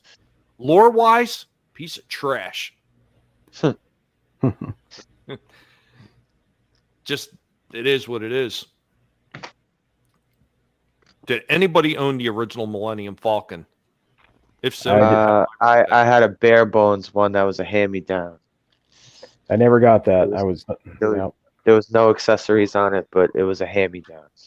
I have a buddy. I have a buddy of mine that I still talk to from time to time when I have a chance. He not only had the original Millennium Falcon, he still has. I think he still has it, but he also has the big AT-AT Walker, and he has the Death Star place or the Oh wow. the Death Star playset where it was like the The one control there is room. just the front, right? Yeah. Where it showed like the thing where Obi-Wan went around and he was touching the controls and it had Elevator. like the little, Yeah. it had the garbage compactor area in the bottom with the little monster. Yeah, he has that.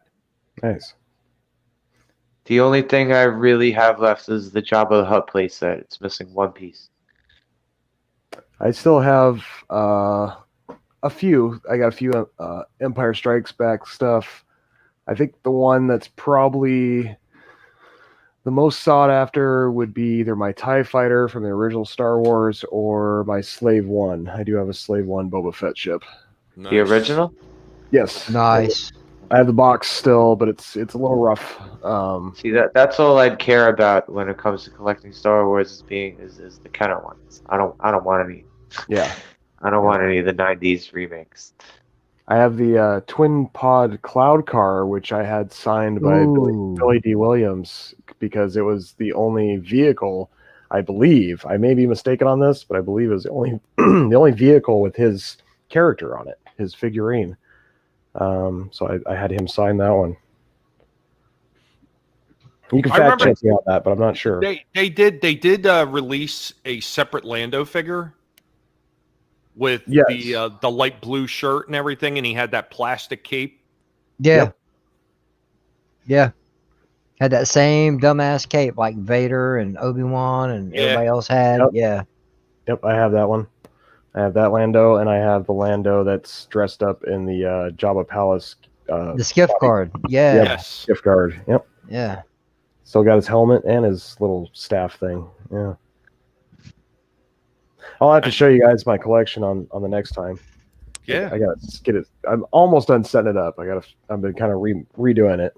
I had it set up for a while, but I've been redoing it. No, such Yeah. fun. Yeah. Such Yeah. fun Tommy, with all that I stuff. put a link in the chat for a video. It's about 7 minutes long. It's Oliver's basically a photo essay of what I was just talking about. Okay. So anybody wants to, then go check that out, and you can see what real nerd cred is like.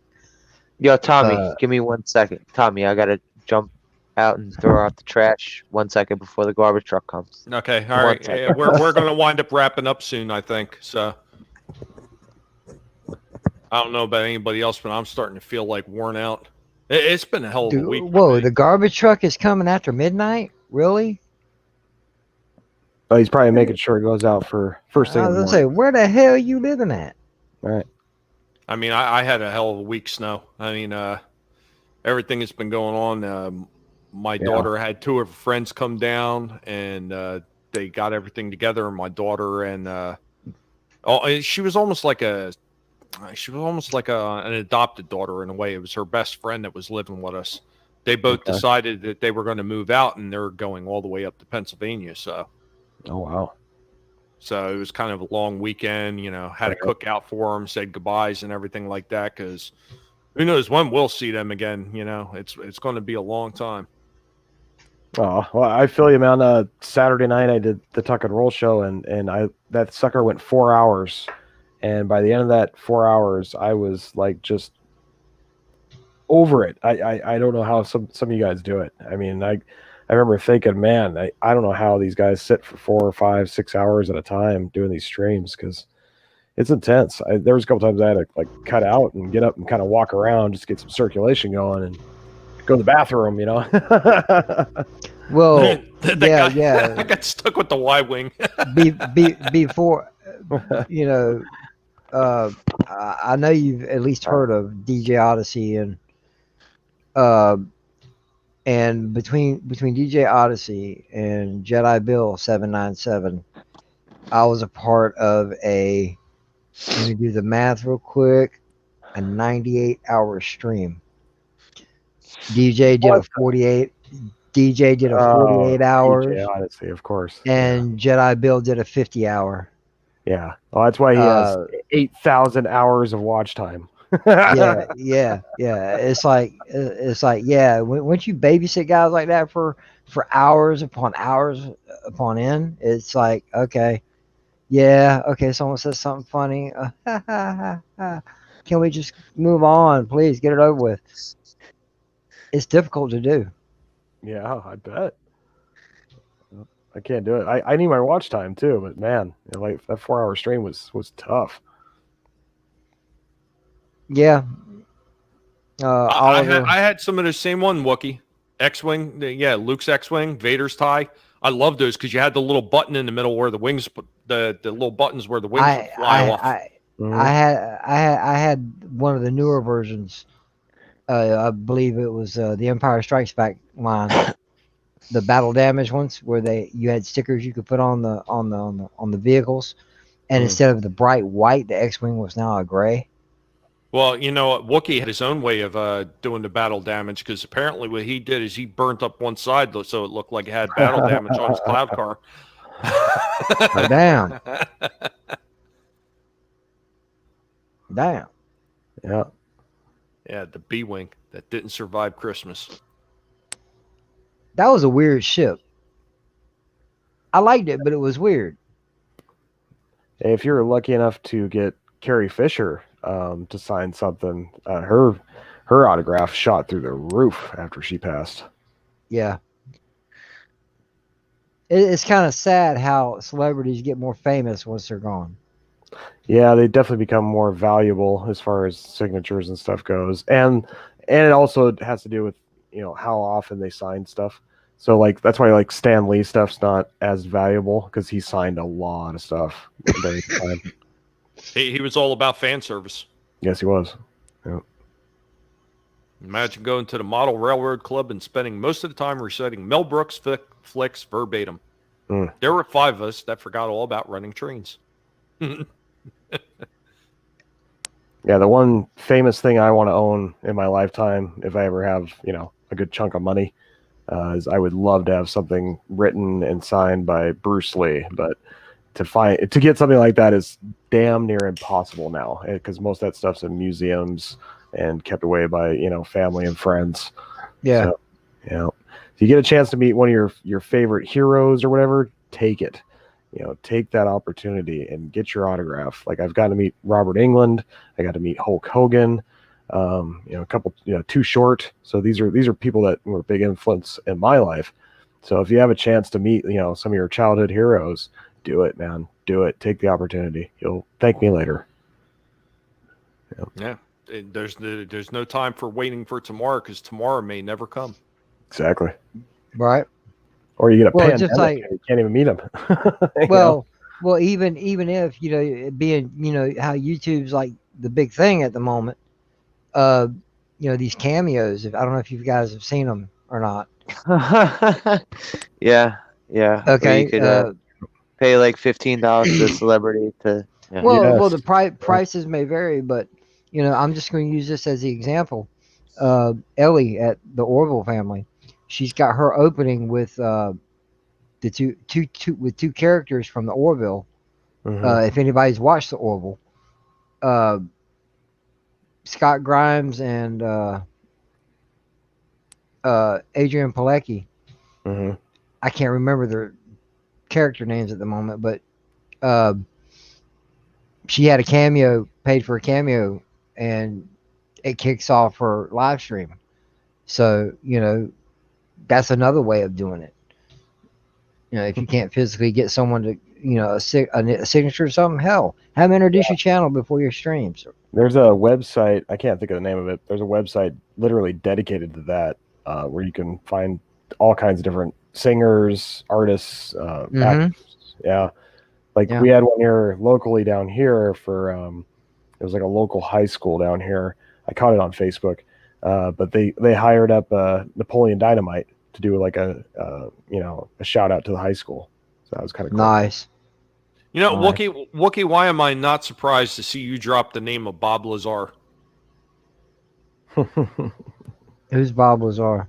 Bob Lazar is one of the guys that's like, he's heavy on he talks about the alien conspiracy thing where the government's hiding things. He came out and said that he knows all about what the government did at Area 51.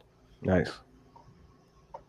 Yeah, if anybody's into the whole UFO mysteries and all that stuff, they will know the name of Bob Lazar. So I know it because obviously I just pay attention to a lot of different stuff. So probably I got some kind of problem with stuff like that. I need to know more.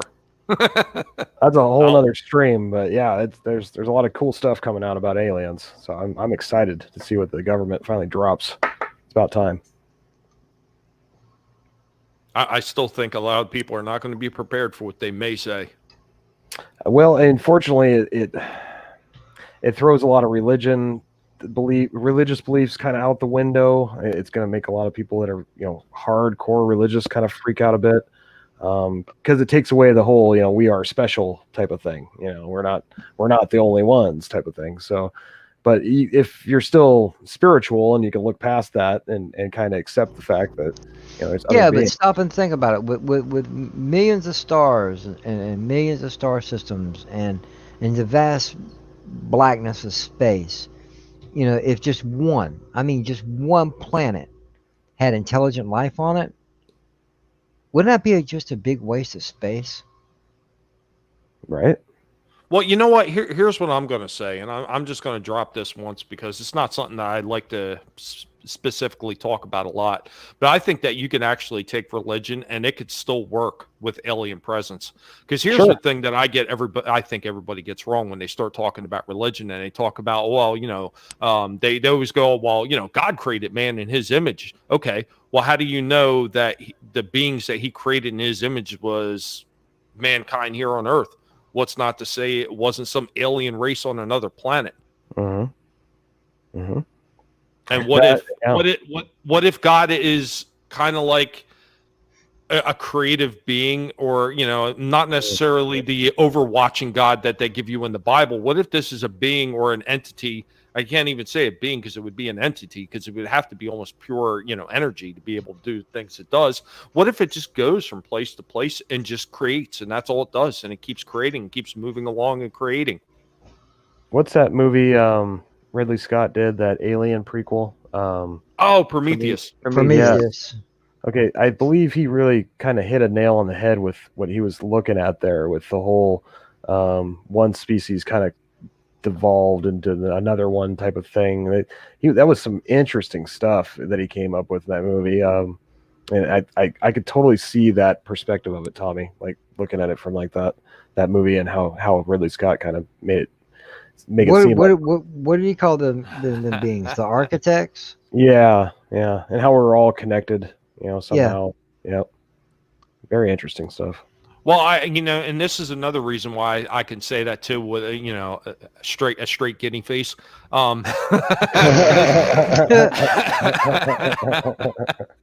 because the Pope actually came out and started talking about aliens and how he believes they're out there.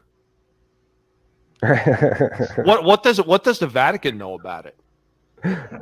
I'm laughing at Keck 44. As long as they take Zuckerberg Yes, back. I brought that up. That was a good one.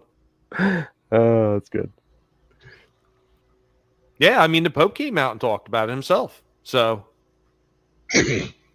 I just love this new footage that came out where they're showing the jet pilots following that thing, and they're confirming they didn't know what it was. And then I guess they got some. There's a report that was leaked or not leaked, but dropped, which was stupid. I can't believe it wasn't like all over the news, but it was an actual confirmation from the government saying that they have pieces or part of or possibly a whole chunk of a UFO, an actual spaceship or something that was not built here. I can't remember the exact wordings of it, but it was basically saying something that was not built on this planet. They do have something. probably said it to the effect that it wasn't terrestrial. Right. I can't remember exactly how they worded it, but they have something, and that may be the whole, Area 57 or whatever. Yeah, that whole scenario. I still think there's something there too. So I believe the government's had something for a while now. They just didn't want to release it to the public. But with the internet, it's getting too hard. It's getting too hard to hide stuff like that. I mean, just look at all the technology that, pretty much came out within like a 20, 25-year period. Right. The advances that were made, you're going to tell me that all that was just normal? Too many cameras pointed at the sky now. So we're starting to catch more and more stuff. I mean, and let's not even forget to mention that. Well, I mean, if you're into that kind of stuff, you probably hear all the different theories where they say that there's certain people that are able to communicate with a, what do they call it? An extraterrestrial presence, and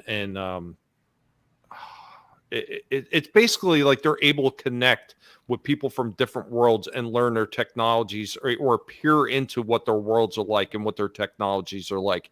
And they say people like, Jesus, why am I blanking on his name? The guy who wrote the original Star Trek. Gene Roddenberry. They're saying people like him are able to connect to this consciousness, this universal consciousness, and they're able to come up with these ideas, and they write their shows, and their shows are actually based on real technology that exists in other parts of the universe somewhere. Sure. Because I mean, think about all the stuff that they brought out in the original Star Trek series and Next Generation that we are actually playing with today.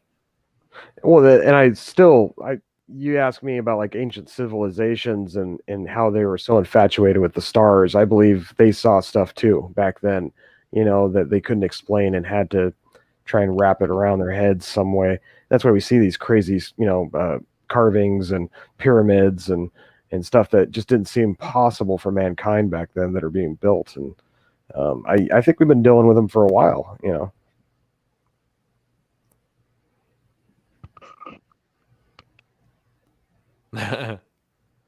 Kiss my asteroid. Yeah, that's right, Wookie. They are saying they are real now, or at least confirming like footage that has been leaked that it's official, like official Air Force footage or whatever it was. There was an asteroid not too long ago that we thought was an asteroid, but now they call it a UFO because of its shape and how it was traveling. Do you guys remember that? It looked like one big long turd. Yeah. They got like a picture of it. They're like, we think it might actually be a spacecraft. We don't know. We couldn't get close enough to get a real good clear image, but it went through our universe. It spit on through. Well, I mean, I don't know about you guys, but I think exactly like this. When I hear the question, should people know the truth? And as much as I would love to actually hear them profess the truth, do I think that the truth should be spread to the public? No. And there's a simple reason why I say why. Look what happens when things are spread through social media news outlets. Let's take, for instance, the whole mess with George Floyd. Look what happens. Mm. What do you think Chaos. would happen if the truth of aliens got out and it was spread to the public? The mass hysteria and the chaos that would erupt from it. And I think this is part of the reason why the government has kept it under wraps for so long, because the average person can't be trusted with that kind of knowledge. I agree, and I still think it had a lot to do with religion, and we were a lot more Christian-oriented based country for a lot of years, and more recently you've got more diversity in religion, including atheism and evolutionism, all these different types, Buddhism.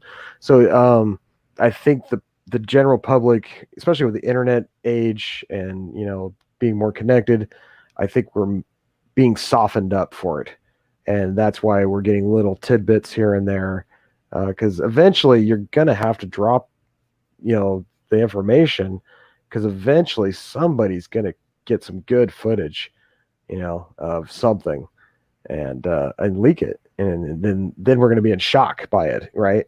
So the government, I think, is finally realizing that, hey, we better start leaking this stuff out before somebody gets some real good footage and shocks the world and puts us in a panic. Well, what they need to do is they need to do, basically what they're starting to do now, and it's just a little bit at a time. Yep. Because there's no way the public can handle it all at once. The average person, no. No way. Yep, you're absolutely right. It blows my mind just thinking about it. So I can only imagine what, the more feeble people out there would, do. People that really can't think outside the box are gonna freak out. They would lose it. They would lose it in a heartbeat. Right, especially right now. People are already a little bit stir crazy. So that's all we need is an alien invasion, right, guys? 2020. That would They be don't want perfect thing. anywhere near this place. Right. They don't want anywhere near this It's got a place. virus. They're like, Earth's contaminated right now. We can't visit. Well, I'll tell you what. If they come down, I would suggest that they take all the Antifa people with them. Yes, God, yes, please. Drop them all off on the moon. Mhm. Or into a volcano. No. Then you get the recycled alien thing again. Like Tom Cruise and all them. Yeah, we don't need to go there. That's what they believe, right? Right. Yeah. What are they called again? The God. I learned that whole thing from that South Park episode, what they actually believe. No, they believe that there's aliens, that their spirits were trapped here on Earth, and Yeah, they recycle Xenu dropped them into the volcano. Well, it's not exactly like that. No, it was actually a war between alien races, according to what's it called? God, I don't know why I'm blanking on it. It's probably because I've been up for so many hours. And I'm just like worn out. I'm starting to blank out on things now. But Scientology, they do believe that there's alien souls and spirits that are being recycled here on Earth. Yeah, they got radar detectors for that crap or whatever it is. Some kind of detector thing that checks your ions or whatever it is. It checks your thetan levels. Thetan, nice. Yeah. You I know learned what everything from that franchise? South Park episode. Yeah, you know what franchise I think did it the best, better than South Park? GTA. When they had those Kiflam people in there, Oh, which one was? What was this? 5? Was this 5? they had it in I didn't- 4 and 5. Or was it 4? I think it Or was was 4. it San Andreas? I think it was 4, if I remember right.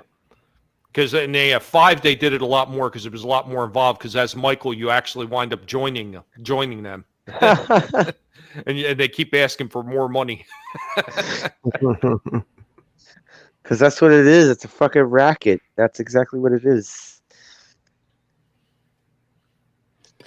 It's they pretty live. hilarious. Put on the sunglasses. Yeah, man. And they have goons. They'll send goons after you.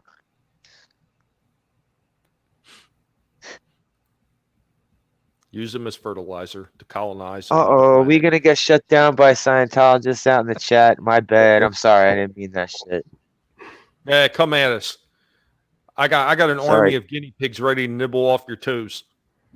Sorry, Like, Tom Cruise, if you're out there. My bad. I'm not. Shorty. Yeah, come at me, bro. Come on, bring it. Come at me. He'd have to get a. He's got to get a step ladder to come after me. I got to give Tom his respect though, because that guy is so dedicated to his roles when he does them. Like, I appreciate, even to this day, his dedication to stunt work and his character. I have not watched a Mission Impossible that I haven't enjoyed. I can't Yeah, lie. yeah. You know what? Absolutely right. And the one thing I will say about him is, no matter how much that some of that stuff that he follows, I find absolutely batshit crazy. At least he does the separation, Right. where other people, like, I don't know, Cheese Larson, she can't separate. Yep. She can't separate, her beliefs from her job. She can't do it. And then she can't understand why people hate her so much. Yeah. Yep. She can't understand why her YouTube channel seems to be losing views. Wonder why. But I think we had an awesome discussion here, and I can't thank all of you enough for coming on, but I think I am going to start wrapping this up, and we are going to call it a night. So I'm going to start with JJ. Go ahead and tell them where they can find you and what you're going to be up to next, my friend.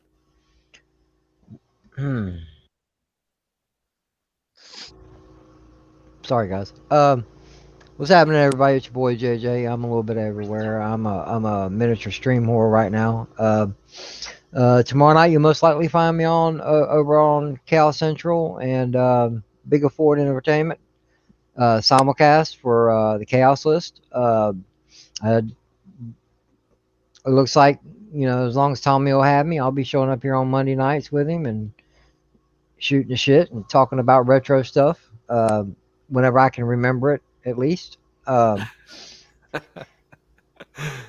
I got my own little live stream. It's called Randomness at its Finest. Random panel, random topic. I'm trying to find a new home for it.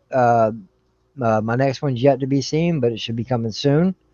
And also, you can find me on Twitter at SithLord3827. Sometimes I tweet. Use your English. Sometimes I tweet. Sometimes I retweet. Sometimes I don't. It's a lottery. Come check it out. And Tommy uses. He's got a little catchphrase that he uses. And there's one I like to throw out every once in a while. It's don't let their vision leave you blind. Nice. I like that. That's Okay. awesome. It's from a song, yes, but still, when I heard it, I'm like, exactly. I wish I could be that original and come up with it, but I just had to flow with it. And once again, Tommy, appreciate you having me on. It's a pleasure as always hanging out with you. I'm glad we're able to do it more because your internet seems to be a little bit better. Yeah, it's stable. Yeah. Unlike my mental capacity. But no, I do. I appreciate you coming on. I really do. Thank you so much for showing up. And yeah, I hope to see you again next week. Yeah, my pleasure, brother. My pleasure. My co-host, my cohort, Slasher, McSplitter, go ahead, tell the good people about yourself and what they can find you doing next. You know me, Tommy. I'm on Twitter and YouTube. Yeah. Okay, wait, no, I have one more extra thing to throw in. I'm gonna do a live stream Friday. Friday night, I'm gonna do a live stream. Anyone wants to swing by, go ahead. So make sure you come by. I may be bringing some guinea pigs with me to show up. Actually, I will be.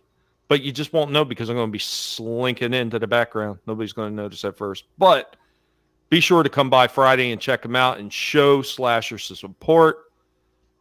And Snow Dub, special guest for today. I've been trying to get this man on for a few weeks, and thank God he finally did. Snow, I'm so happy that you were finally able to come on, man. I do truly appreciate it. Thank you for coming on. Go ahead and tell the good people about yourself and what you got going on. Oh, my pleasure, Tommy. And like I said, apologize for coming on late, but I knew I needed to at least make a cameo. But yeah, it's if you haven't subscribed to Tommy, you've got to subscribe to this man. He's such a big help to all of us channels. I mean, amazing man. He's been a wrench for me for probably 9-10 months now, and I lean on him more than I probably should.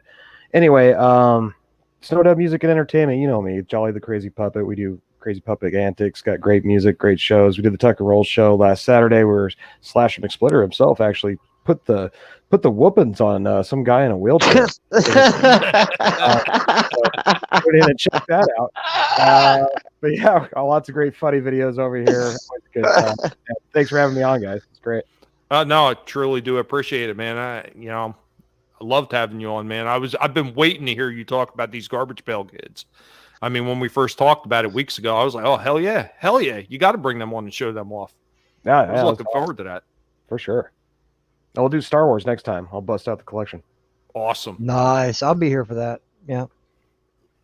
Well, I have to set that up. We'll have to set a date up for it. We'll talk about it in the panel and everything. We'll talk about it a little bit when we jump off here. But I want to thank everybody that's been in the chat. Cass Hoy, hey, thanks for stopping by. That guy says Wookiee supremacy.